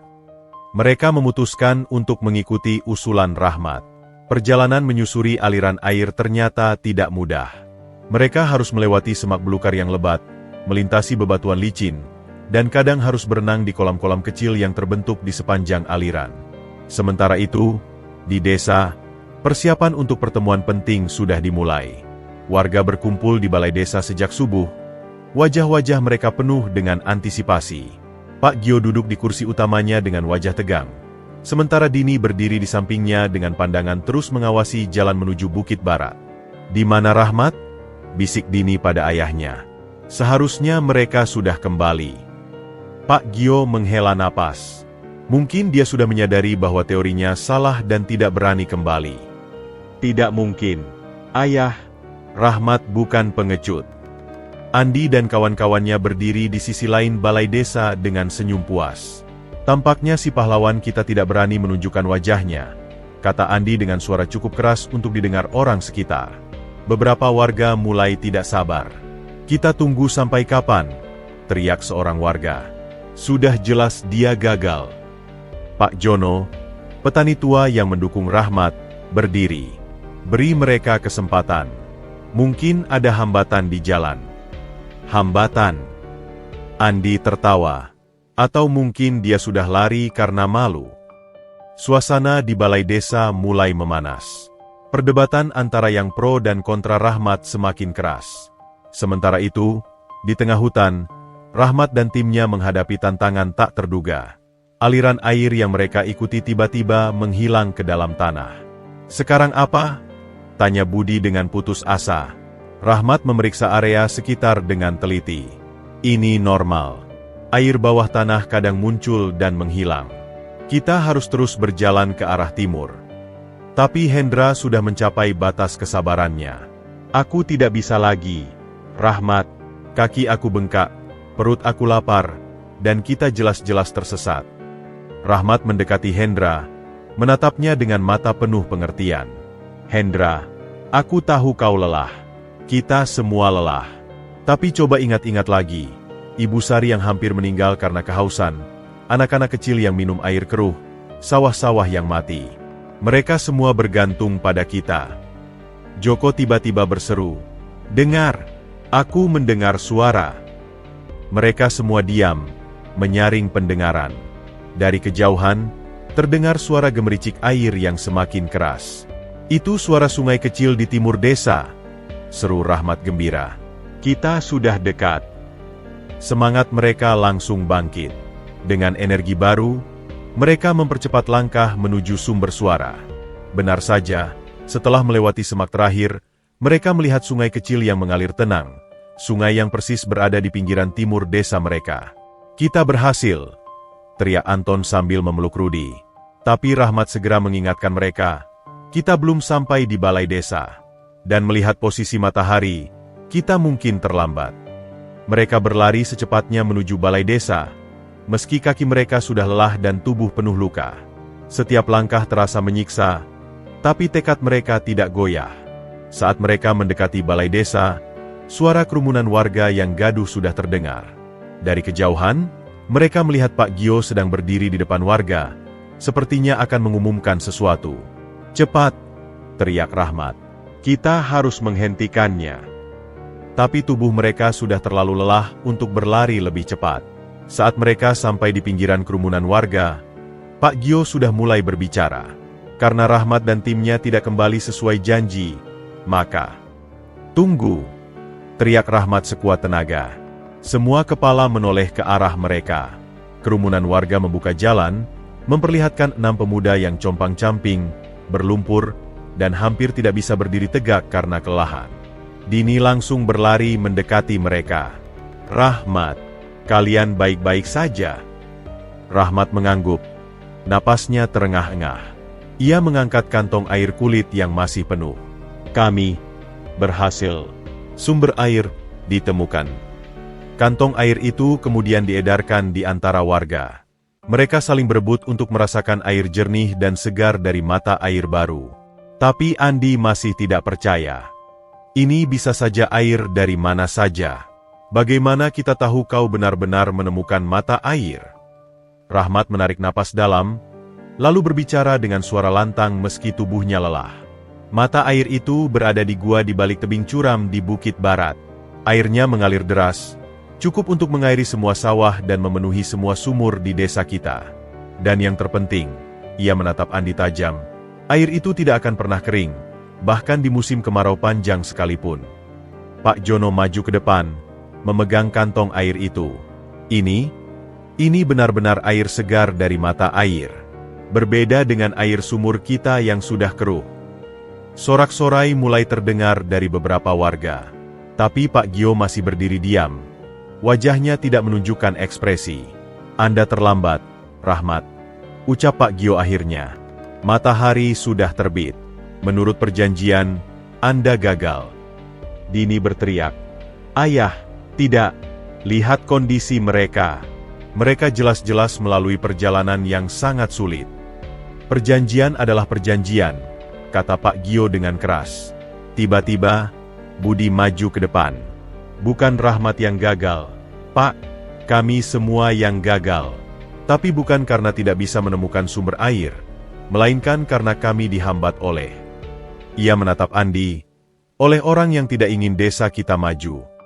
Kerumunan warga mulai bergemuruh. Pertarungan belum berakhir, dan kebenaran masih harus diteriakkan lebih keras lagi. Rahmat dan kebenarannya berada di ujung tanduk, dihadapkan pada pilihan antara mempertahankan harga diri atau mengungkap pengkhianatan yang bisa memecah belah desa. Suasana di balai desa bagai bom waktu yang siap meledak. Rahmat dan kelima temannya berdiri di tengah-tengah kerumunan warga.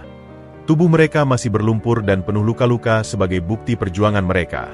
Kantong air kulit yang berisi air jernih dari mata air baru kini berpindah-pindah tangan di antara warga. Masing-masing ingin membuktikan sendiri keajaiban yang dibawa Rahmat. Pak Gio masih berdiri tegak di depan. Wajahnya bagai patung yang tidak menunjukkan emosi. "Keterlambatan adalah keterlambatan," ucapnya dengan suara datar. "Perjanjian harus ditegakkan." Dini mendekati ayahnya dengan langkah cepat. Matanya memancarkan kepanikan. "Ayah, ini tidak adil. Lihat kondisi mereka. Mereka jelas-jelas melalui hal yang sangat berat untuk sampai ke sini." Sementara itu, Andi dengan congkaknya menyeringai dari barisan depan. "Aturan adalah aturan, Non Dini. Jika kita melanggar perjanjian hanya karena kasihan, maka tidak ada lagi yang akan menghormati hukum di desa kita." Rahmat mengambil langkah maju, meski kakinya masih gemetar karena kelelahan. "Pak Gio, saya tidak meminta keringanan. Tapi sebelum keputusan akhir diambil, Izinkan saya menunjukkan bukti yang tidak terbantahkan. Dari sakunya, Rahmat mengeluarkan beberapa batu berwarna putih yang basah dan mengkilap. Ini adalah kalsit dari gua tempat mata air itu berada. Batu ini hanya terbentuk dalam lingkungan yang selalu basah selama ratusan tahun. Ini membuktikan bahwa mata air itu permanen, tidak akan kering di musim kemarau. Beberapa warga yang berpengalaman dalam pertambangan mulai mendekat untuk memeriksa batu-batu tersebut. Pak Jono, dengan tangannya yang bergetar, mengambil salah satu batu itu. "Dia benar," seru Pak Jono dengan suara lantang. "Ini memang batu dari sumber air abadi. Nenek moyang kita dulu menggunakan batu seperti ini untuk mencari sumber air." Kerumunan warga mulai bergemuruh. Suara dukungan untuk Rahmat semakin keras. Tapi Pak Gio masih belum bergeming. "Batu-batu itu bisa saja dari manapun," sanggah Andi dengan cepat. "Mungkin dia mengambilnya dari sungai yang sudah kering dan membasahinya dengan air sumur." Budi tiba-tiba melangkah maju. Wajahnya penuh dengan amarah yang tertahan. "Kalau begitu, bagaimana dengan ini?" Ia merobek lengan bajunya yang sudah compang-camping, memperlihatkan luka memar dan goresan dalam di lengannya. "Ini kami dapat ketika seseorang mencoba membunuh kami dengan menjebak kami di dalam gua." Keheningan tiba-tiba menyergap balai desa. Semua mata tertuju pada luka-luka yang diperlihatkan Budi, lalu beralih ke Rahmat dan teman-temannya yang juga menunjukkan luka-luka serupa. Apa maksudmu?" tanya Pak Gio. Untuk pertama kalinya suaranya menunjukkan keraguan. Joko maju berdiri di samping Budi. "Malam tadi, ketika kami tidur di gua tempat mata air itu, seseorang menutup jalan keluar kami dengan batu-batu besar. Kami hampir mati terkubur di dalam sana." Hendra, yang selama ini selalu ragu-ragu, tiba-tiba bersuara dengan berani. "Dan kami tahu siapa pelakunya. Kami mendengar suaranya. Dan kami mengenali suara itu." Andi dan kawan-kawannya tiba-tiba terlihat pucat. Beberapa dari mereka mulai mundur perlahan ke belakang kerumunan. "Tunggu!" teriak Pak Gio. "Apakah kalian menuduh seseorang di sini melakukan percobaan pembunuhan?" Rahmat menghela napas dalam. "Kami tidak ingin menuduh siapapun tanpa bukti. Yang penting sekarang adalah kami berhasil membawa kabar baik. Ada sumber air yang melimpah yang bisa menyelamatkan desa kita. Mari kita kesampingkan dulu persoalan perjanjian dan fokus pada penyelamatan desa." Beberapa warga mulai bersorak setuju. "Rahmat benar. Yang penting desa kita selamat." Tapi Pak Gio mengangkat tangannya, meminta semuanya tenang. "Tunggu.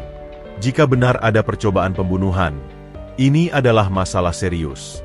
Dan jika benar Rahmat dan timnya melalui semua itu, maka..." Dini menyela dengan suara bergetar. "Maka mereka adalah pahlawan, ayah, bukan pelanggar perjanjian." Andi tiba-tiba berteriak. "Ini semua kebohongan. Mereka membuat-buat cerita untuk menutupi kegagalan mereka."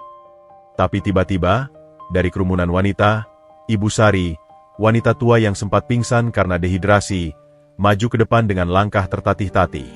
"Pak Gio," ucapnya dengan suara lemah namun jelas. "Saya sudah tua dan mungkin tidak lama lagi akan meninggalkan kalian semua. Tapi izinkan saya berkata sebagai orang yang paling merasakan dampak kekeringan ini." Semua memberi jalan untuk wanita tua itu. Ia berdiri di depan Pak Gio, matanya berkaca-kaca. "Air yang dibawa Rahmat ini adalah air kehidupan. Rasanya berbeda dengan air sumur kita yang sudah payau. Dan lihatlah," ia menunjuk Rahmat dan teman-temannya. "Mereka rela mempertaruhkan nyawa untuk kita. Apakah kita akan begitu kejam mengusir salah satu dari mereka hanya karena terlambat beberapa jam?" Banyak warga yang terlihat tersentuh, terutama mereka yang memiliki keluarga lanjut usia atau anak-anak kecil yang menderita karena kekurangan air bersih. Pak Gio menatap wajah-wajah warga yang mulai memihak Rahmat. Ia melihat harapan yang kembali tumbuh di mata mereka, sesuatu yang sudah lama hilang selama musim kemarau ini. "Ayah," Dini berbisik pada Pak Gio, "inilah saatnya untuk menjadi pemimpin yang bijaksana, bukan hanya pemimpin yang tegas." Pak Gio menutup matanya sejenak, seolah-olah sedang berdebat dengan dirinya sendiri. Ketika ia membuka matanya kembali, ada perubahan dalam sorot matanya. "Rahmat," ucap Pak Gio akhirnya, "keterlambatanmu memang melanggar perjanjian. Tapi, ia berhenti sejenak, menarik perhatian semua orang. Pengorbanan dan keberhasilanmu membawa harapan baru bagi desa kita patut dihargai. Andi langsung protes. Tapi Pak Gio, diam! Bentak Pak Gio dengan suara yang membuat semua orang terkejut. Sudah cukup. Hari ini kita menyaksikan sesuatu yang luar biasa.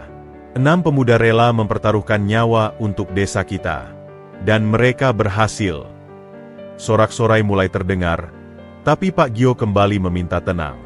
Mulai besok, lanjut Pak Gio, kita akan mulai proyek pengaliran air dari mata air baru itu. Dan Rahmat akan memimpin proyek tersebut. Kebahagiaan dan kelegaan menyergap Rahmat dan teman-temannya. Mereka saling berpelukan, hampir tidak percaya dengan perubahan nasib mereka.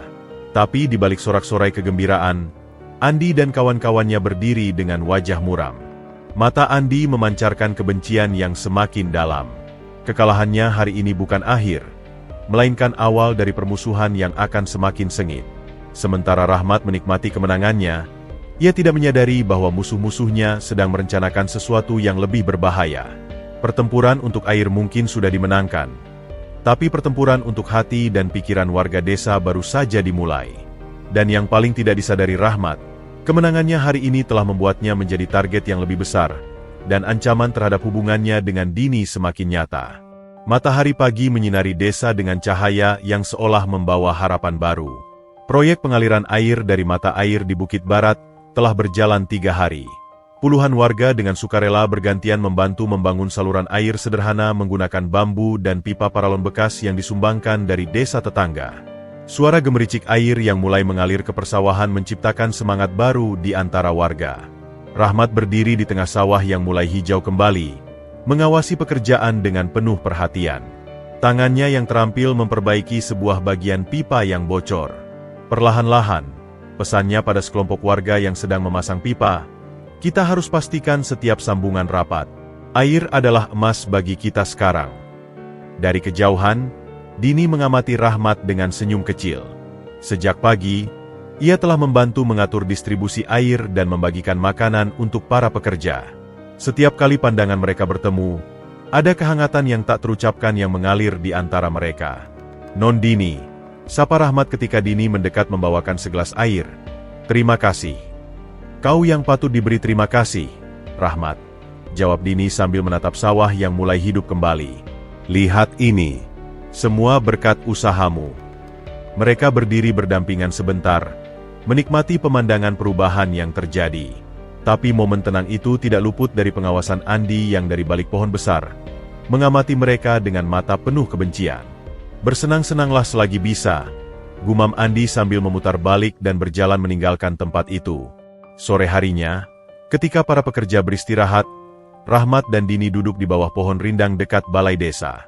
Mereka berdiskusi tentang rencana pengembangan desa selanjutnya. "Setelah saluran air selesai, kita bisa mulai memikirkan sistem irigasi yang lebih permanen," ucap Rahmat dengan semangat. "Dan mungkin kita bisa mencoba menanam palawija di antara musim tanam padi." Dini mengangguk antusias. "Aku bisa membantu membuat proposal untuk mendapatkan bantuan dari pemerintah daerah. Dengan bukti keberhasilan kita menemukan sumber air, mereka pasti akan mendukung." Percakapan mereka berlangsung hangat, penuh dengan ide-ide dan impian untuk memajukan desa. Mereka tidak menyadari bahwa dari jendela rumah terdekat, beberapa pasang mata sedang mengamati mereka dengan prasangka. Keesokan paginya, angin fitnah mulai berhembus. Dimulai dari warung kopi tempat para pemuda berkumpul, kemudian menyebar seperti api liar. "Anda tahu, kemarin saya lihat Rahmat dan Non Dini berduaan di balai desa sampai larut," bisik Tony pada sekelompok pemuda. "Benarkah?" sahut Joni dengan mata berbinar. "Mereka berdua saja, sendirian, dan duduk sangat dekat. Sepertinya ada yang tidak wajar antara mereka." Di tempat lain, di kelompok ibu-ibu yang sedang mencuci di sungai, desas-desus yang sama beredar. "Katanya si Rahmat mendekati Non Dini hanya untuk mengambil alih kekuasaan Pak Gio," bisik seorang ibu. "Iya, saya dengar dia memanfaatkan Non Dini untuk mendekati Pak Gio. Nanti kalau sudah dapat pengaruh, dia akan kawin dengan Non Dini dan jadi kepala desa berikutnya." Fitnah itu semakin menjadi-jadi ketika Andi secara terang-terangan mulai menyebarkan racunnya. Dia hanya menggunakan non-Dini, kata Andi pada sekelompok warga di warung kopi. Pikir saja sendiri, dari pemuda miskin yang tidak dianggap, tiba-tiba jadi pahlawan? Itu semua karena dia mendekati putri kepala desa. Beberapa warga yang awalnya mendukung Rahmat mulai ragu-ragu. Bisikan-bisikan murahan mulai meracuni pikiran mereka. Saya juga curiga, kata seorang warga tua. Kok bisa dia begitu percaya diri melawan Pak Gio? Pasti ada yang mendukung dari belakang.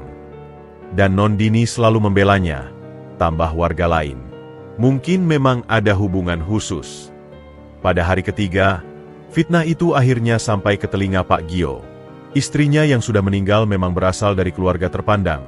Dan Pak Gio selalu sangat protektif terhadap putri semata wayangnya. Apa maksudmu ada hubungan tidak wajar antara Dini dan Rahmat? Tanya Pak Gio pada Andi yang sengaja datang ke rumahnya. Andi berpura-pura sungkan. Maaf, Pak Gio. Saya tidak enak mengatakannya. Tapi sebagai warga yang menghormati Bapak, saya merasa harus memberitahu. Banyak warga yang melihat non-Dini dan Rahmat sering berduaan, bahkan sampai malam. Wajah Pak Gio memerah. Jangan asal bicara.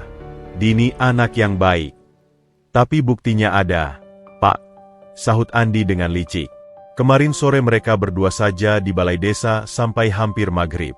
Dan beberapa warga melihat mereka berpegangan tangan. Itu adalah kebohongan besar. Tapi ditambah dengan ekspresi yang meyakinkan, membuat Pak Gio mulai terdorong emosinya. Mana buktinya? Tanya Pak Gio dengan suara bergetar. Saya tidak mau menyebut nama, tapi banyak yang melihat. Dan ada satu hal lagi. Andi menunduk seolah-olah berat untuk mengatakannya. Beberapa warga mendengar Rahmat membanggakan bahwa soon he will not only have the water, but also the power in this village.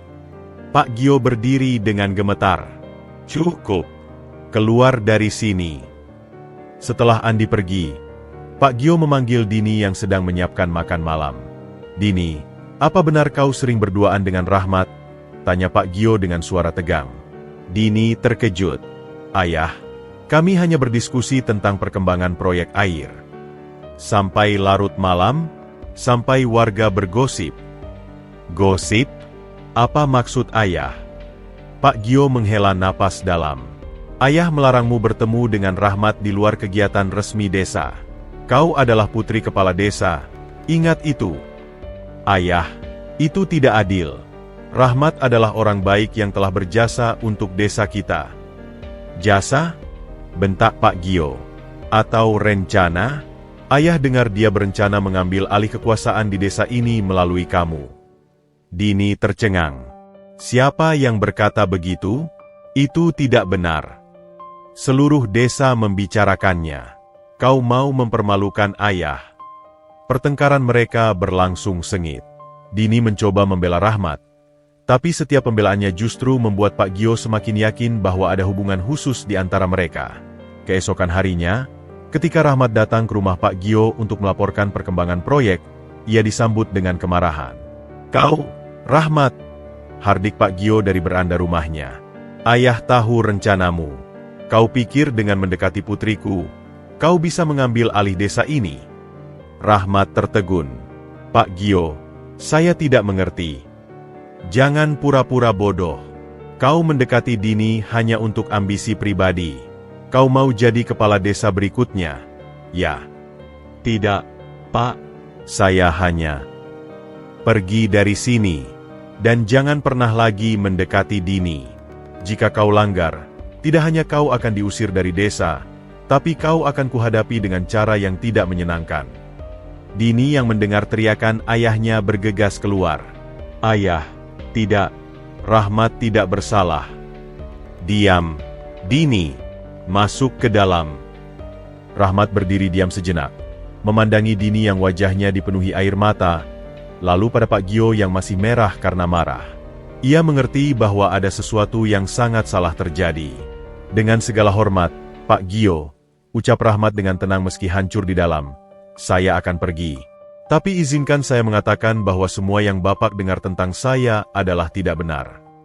Ia membalikkan badan dan berjalan pergi, meninggalkan Dini yang tertahan oleh amarah ayahnya dan Pak Gio yang masih gemetar karena emosi. Fitnah telah berhasil memisahkan mereka, dan api permusuhan mulai menyala dengan terang. Rahmat kini tidak hanya harus berjuang menyelesaikan proyek air, tetapi juga harus berjuang melawan fitnah yang bisa menghancurkan segala yang telah ia perjuangkan. Kabut pagi masih menyelimuti desa ketika Rahmat berdiri di depan gubuk rakyatnya, memandang dengan mata berkaca-kaca pada tempat yang telah menjadi rumahnya sejak kecil. Sebuah karung kain usang berisi sedikit barang miliknya tergeletak di kaki, sementara di tangannya tergenggam erat buku catatan warisan ayahnya. "Maafkan aku, ayah, ibu," bisiknya pelan. "Tampaknya aku harus pergi dari tempat yang kalian cintai ini." Malam sebelumnya setelah pertemuan panas dengan Pak Gio, Rahmat memutuskan untuk mengundurkan diri sebelum dipermalukan lebih jauh. Ia tahu pertarungan melawan fitnah dan kekuasaan adalah pertarungan yang tidak seimbang. Tiba-tiba, langkah kaki tergesa-gesa mendekat. "Rahmat, tunggu." Dini muncul dengan napas terengah-engah. Wajahnya pucat dan matanya bengkak karena menangis. "Kau tidak boleh pergi. Ini desamu juga." Rahmat menunduk, tidak sanggup menatap mata Dini. "Non Dini, lebih baik aku yang pergi daripada menyebabkan perpecahan di desa ini." Tapi itu yang mereka inginkan. Andi dan kawan-kawannya. Mereka ingin kau pergi. "Aku tahu," jawab Rahmat dengan suara getir. "Tapi selama aku di sini, konflik akan terus terjadi. Dan aku tidak mau menyebabkan masalah antara Non Dini dan Pak Gio." Dini menggenggam lengan Rahmat. "Aku tidak peduli. Yang penting kebenaran. Kita harus melawan fitnah ini bersama." Tapi sebelum Rahmat sempat menjawab, suara derap kaki banyak orang mendekat. Pak Gio muncul dengan diikuti oleh puluhan warga, termasuk Andi yang tersenyum sinis. "Jadi benar," hardik Pak Gio dengan wajah merah padam. "Kau masih berani menemui putriku diam-diam." "Ayah, tidak," protes Dini. "Aku yang mencari Rahmat." "Diam," bentak Pak Gio. Ia menunjuk Rahmat dengan tangan gemetar. "Kau telah melanggar peringatanku. Sekarang, keluarlah dari desa ini dan jangan pernah kembali." Beberapa warga yang mendukung Rahmat berusaha membela. "Pak Gio, tidak adil. Rahmat telah berjasa besar," seru Pak Jono. Tapi suara mereka tenggelam oleh teriakan warga lain yang sudah terpengaruh fitnah. "Usir dia. Dia pengacau desa. Dia hanya mau merebut kekuasaan." Rahmat mengangkat tangannya, meminta semua tenang. "Saya akan pergi. Tapi izinkan saya berkata beberapa kata perpisahan." Semua terdiam, penasaran dengan apa yang akan dikatakan pemuda yang akan diusir itu. "Selama ini," mulai Rahmat dengan suara tenang namun jelas, "saya hanya ingin membuktikan bahwa seorang anak miskin pun bisa berbuat sesuatu untuk desanya. Saya tidak pernah berniat merebut kekuasaan atau apapun dari siapapun." Ia menatap Pak Gio. "Pak Gio, saya menghormati Bapak sebagai pemimpin desa. Semua yang saya lakukan adalah untuk kebaikan bersama." Lalu ia menatap Dini. "Dan untuk Non Dini, saya hanya beruntung bisa bekerja sama dengan seseorang yang memiliki visi sama untuk memajukan desa kita."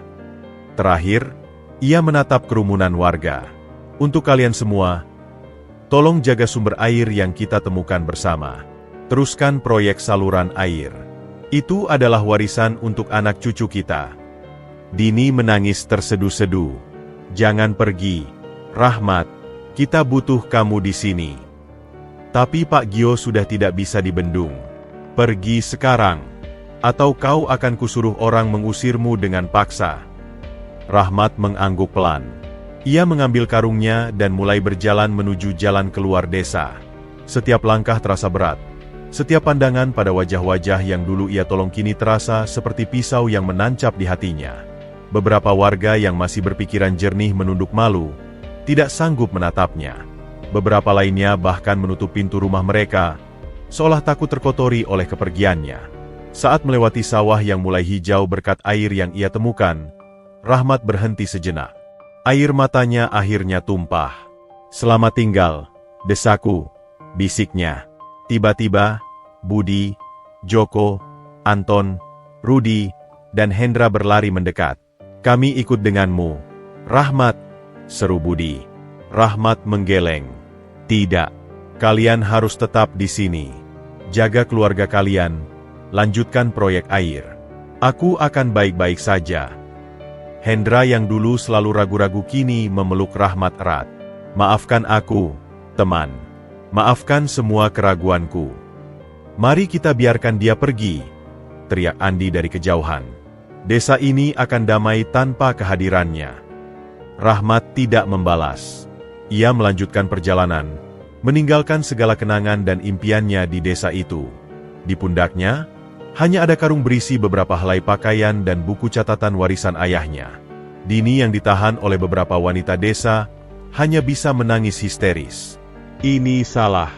Kalian semua melakukan kesalahan besar. Pak Gio berdiri kaku, menatap kepergian Rahmat dengan perasaan campur aduk. Di satu sisi, ia lega ancaman terhadap putri dan posisinya sudah pergi. Tapi di sisi lain, ada suara kecil dalam hatinya yang berkata bahwa ini adalah kesalahan terbesar dalam kepemimpinannya.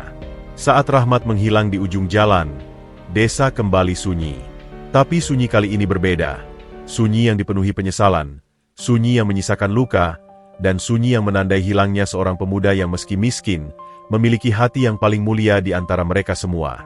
Dan bagi Dini, ini adalah awal dari sebuah tekad baru. Tekad untuk membuktikan bahwa Rahmat tidak bersalah, dan tekad untuk memperjuangkan kebenaran meski harus melawan ayahnya sendiri. 3 bulan telah berlalu sejak Rahmat meninggalkan desa. Awan hitam menggantung di langit. Pertanda musim hujan akan segera tiba. Di desa, proyek saluran air telah selesai, namun semangat warga justru semakin suram. Meski sawah-sawah sudah hijau kembali, ada sesuatu yang penting yang hilang dari desa itu. Semangat inovasi dan persatuan yang pernah dibawa Rahmat. Pak Gio duduk sendirian di beranda balai desa, menatap hujan pertama yang mulai turun. Butir-butir air membasahi tanah yang kering, seolah membasuh segala dosa dan penyesalan.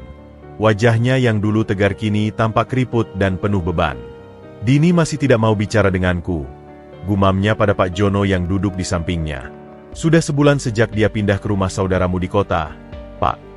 Jawab Pak Jono dengan suara berat. Dia masih terluka karena kejadian itu. Pak Gio menghela napas panjang.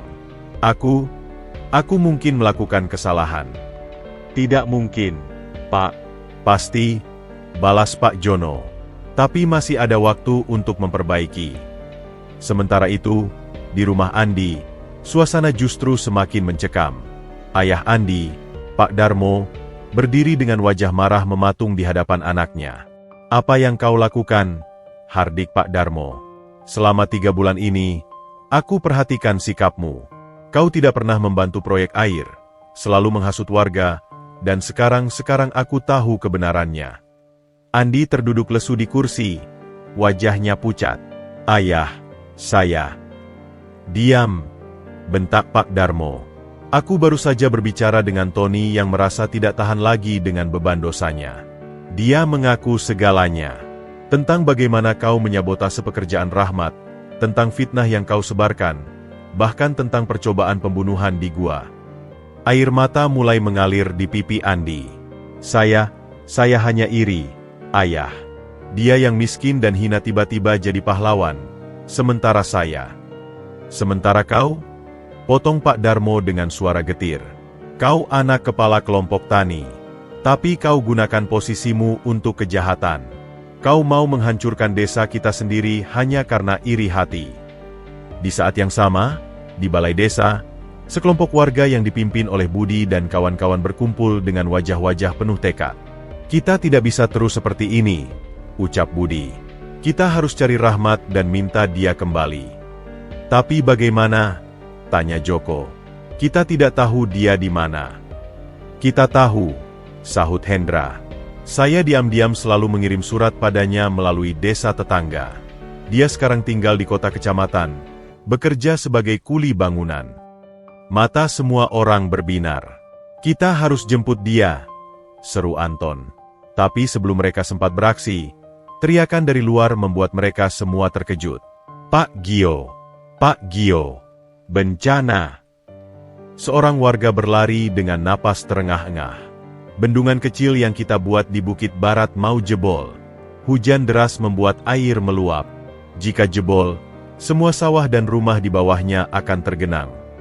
Kepanikan menyebar. Semua warga berhamburan keluar, melihat ke arah bukit di mana air sudah mulai meluap dengan deras. Tidak ada yang mengerti sistem pengairan seperti Rahmat, teriak Pak Jono. Dia satu-satunya yang bisa menyelamatkan kita. Pak Gio berdiri tegak. Wajahnya menunjukkan penyesalan yang dalam. Ini semua kesalahanku. Aku mengusir satu-satunya orang yang bisa menyelamatkan desa ini. Tiba-tiba, suara yang sangat dikenali terdengar dari kejauhan. Jangan panik. Aku di sini. Semua kepala menoleh. Dari arah jalan desa, Rahmat muncul dengan membawa beberapa peralatan, diikuti oleh Dini yang tersenyum lega. Rahmat, seru Budi dan kawan-kawannya serempak.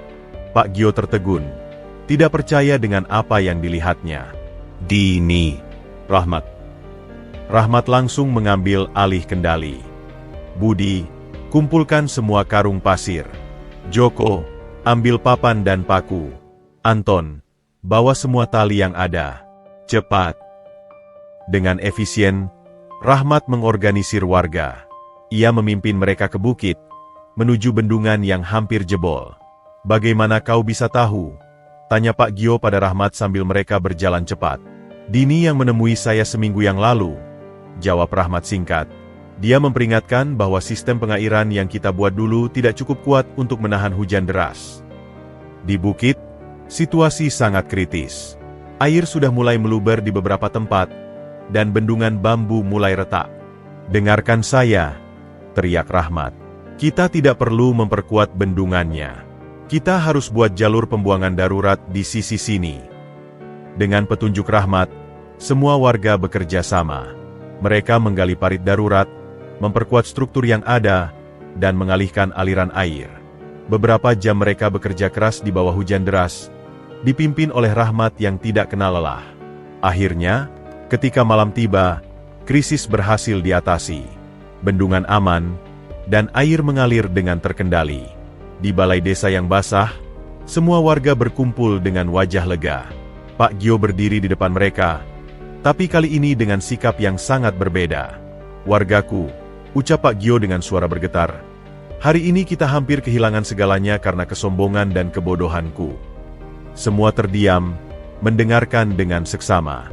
Aku telah melakukan kesalahan besar. Aku mengusir Rahmat, pemuda yang justru telah menyelamatkan kita berulang kali. Aku mempercayai fitnah dan hasutan, dan hampir menghancurkan desa kita sendiri. Ia menatap Rahmat yang berdiri di samping Dini. Rahmat, atas nama seluruh desa, aku minta maaf padamu. Dan ia mengambil napas dalam, aku tidak pantas lagi menjadi pemimpinmu. Kerumunan warga bergemuruh. Tapi Rahmat mengangkat tangannya. Pak Gio, ucap Rahmat dengan suara tenang. Setiap orang bisa berbuat salah. Yang penting adalah mau mengakuinya dan memperbaiki kesalahan. Desa ini masih membutuhkan Bapak. Tapi Pak Gio menggeleng. Pemimpin sejati adalah dia yang bisa membawa perubahan dan kemajuan. Dan itu adalah kamu, Rahmat. Ia mengambil tongkat komandonya, simbol kepemimpinan desa, dan mengulurkannya pada Rahmat. Ambil ini. Jadilah pemimpin baru kita. Tapi Rahmat menolak dengan halus. Saya tidak butuh tongkat untuk melayani desa, Pak Gio. Tapi ada sesuatu yang lebih penting yang harus kita selesaikan. Rahmat menatap Andi yang berdiri di sudut dengan wajah penuh penyesalan. Andi, majulah ke sini. Dengan langkah gontai, Andi maju. Di depan semua warga, dengan suara bergetar, ia mengaku segala perbuatannya, sabotase, fitnah, segala kebohongan yang telah ia sebarkan.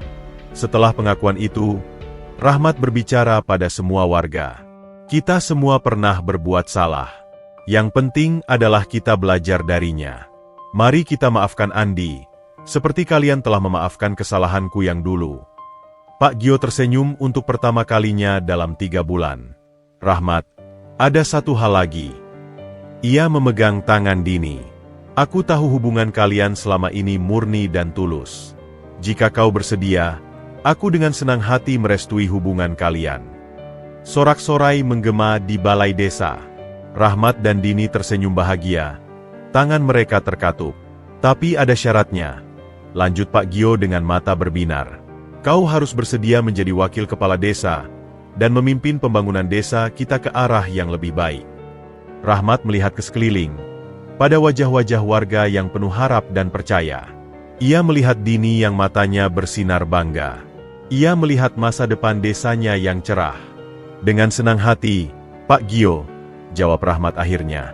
6 bulan kemudian, desa itu telah berubah menjadi contoh bagi desa-desa lain. Dengan Rahmat sebagai wakil kepala desa dan Dini sebagai penasihat pembangunan, mereka memperkenalkan berbagai inovasi, sistem irigasi modern, pertanian organik, bahkan pariwisata desa yang memanfaatkan keindahan alam sekitar. Di sebuah rumah baru yang sederhana namun nyaman, Rahmat dan Dini duduk berdua di beranda, memandangi desa mereka yang makmur. Apakah kau pernah membayangkan semua ini akan terjadi? Tanya Dini sambil memegang tangan Rahmat. Rahmat tersenyum, mengingat perjalanan panjang mereka. Awalnya diragukan, kini semua tunduk. Tapi bukan pada aku, tapi pada kebenaran dan kebaikan yang kita perjuangkan bersama. Di kejauhan, anak-anak berlarian di sawah yang hijau. Para petani tersenyum melihat hasil panen melimpah, dan Andi yang kini menjadi salah satu pekerja terbaik di proyek-proyek pembangunan desa. Mereka telah membuktikan bahwa perubahan tidak datang dari status atau kekayaan, tetapi dari ketekunan, kejujuran, dan cinta yang tulus pada tanah kelahiran. Dan bagi Rahmat dan Dini, ini adalah awal dari cerita indah yang akan mereka tulis bersama untuk desa mereka tercinta.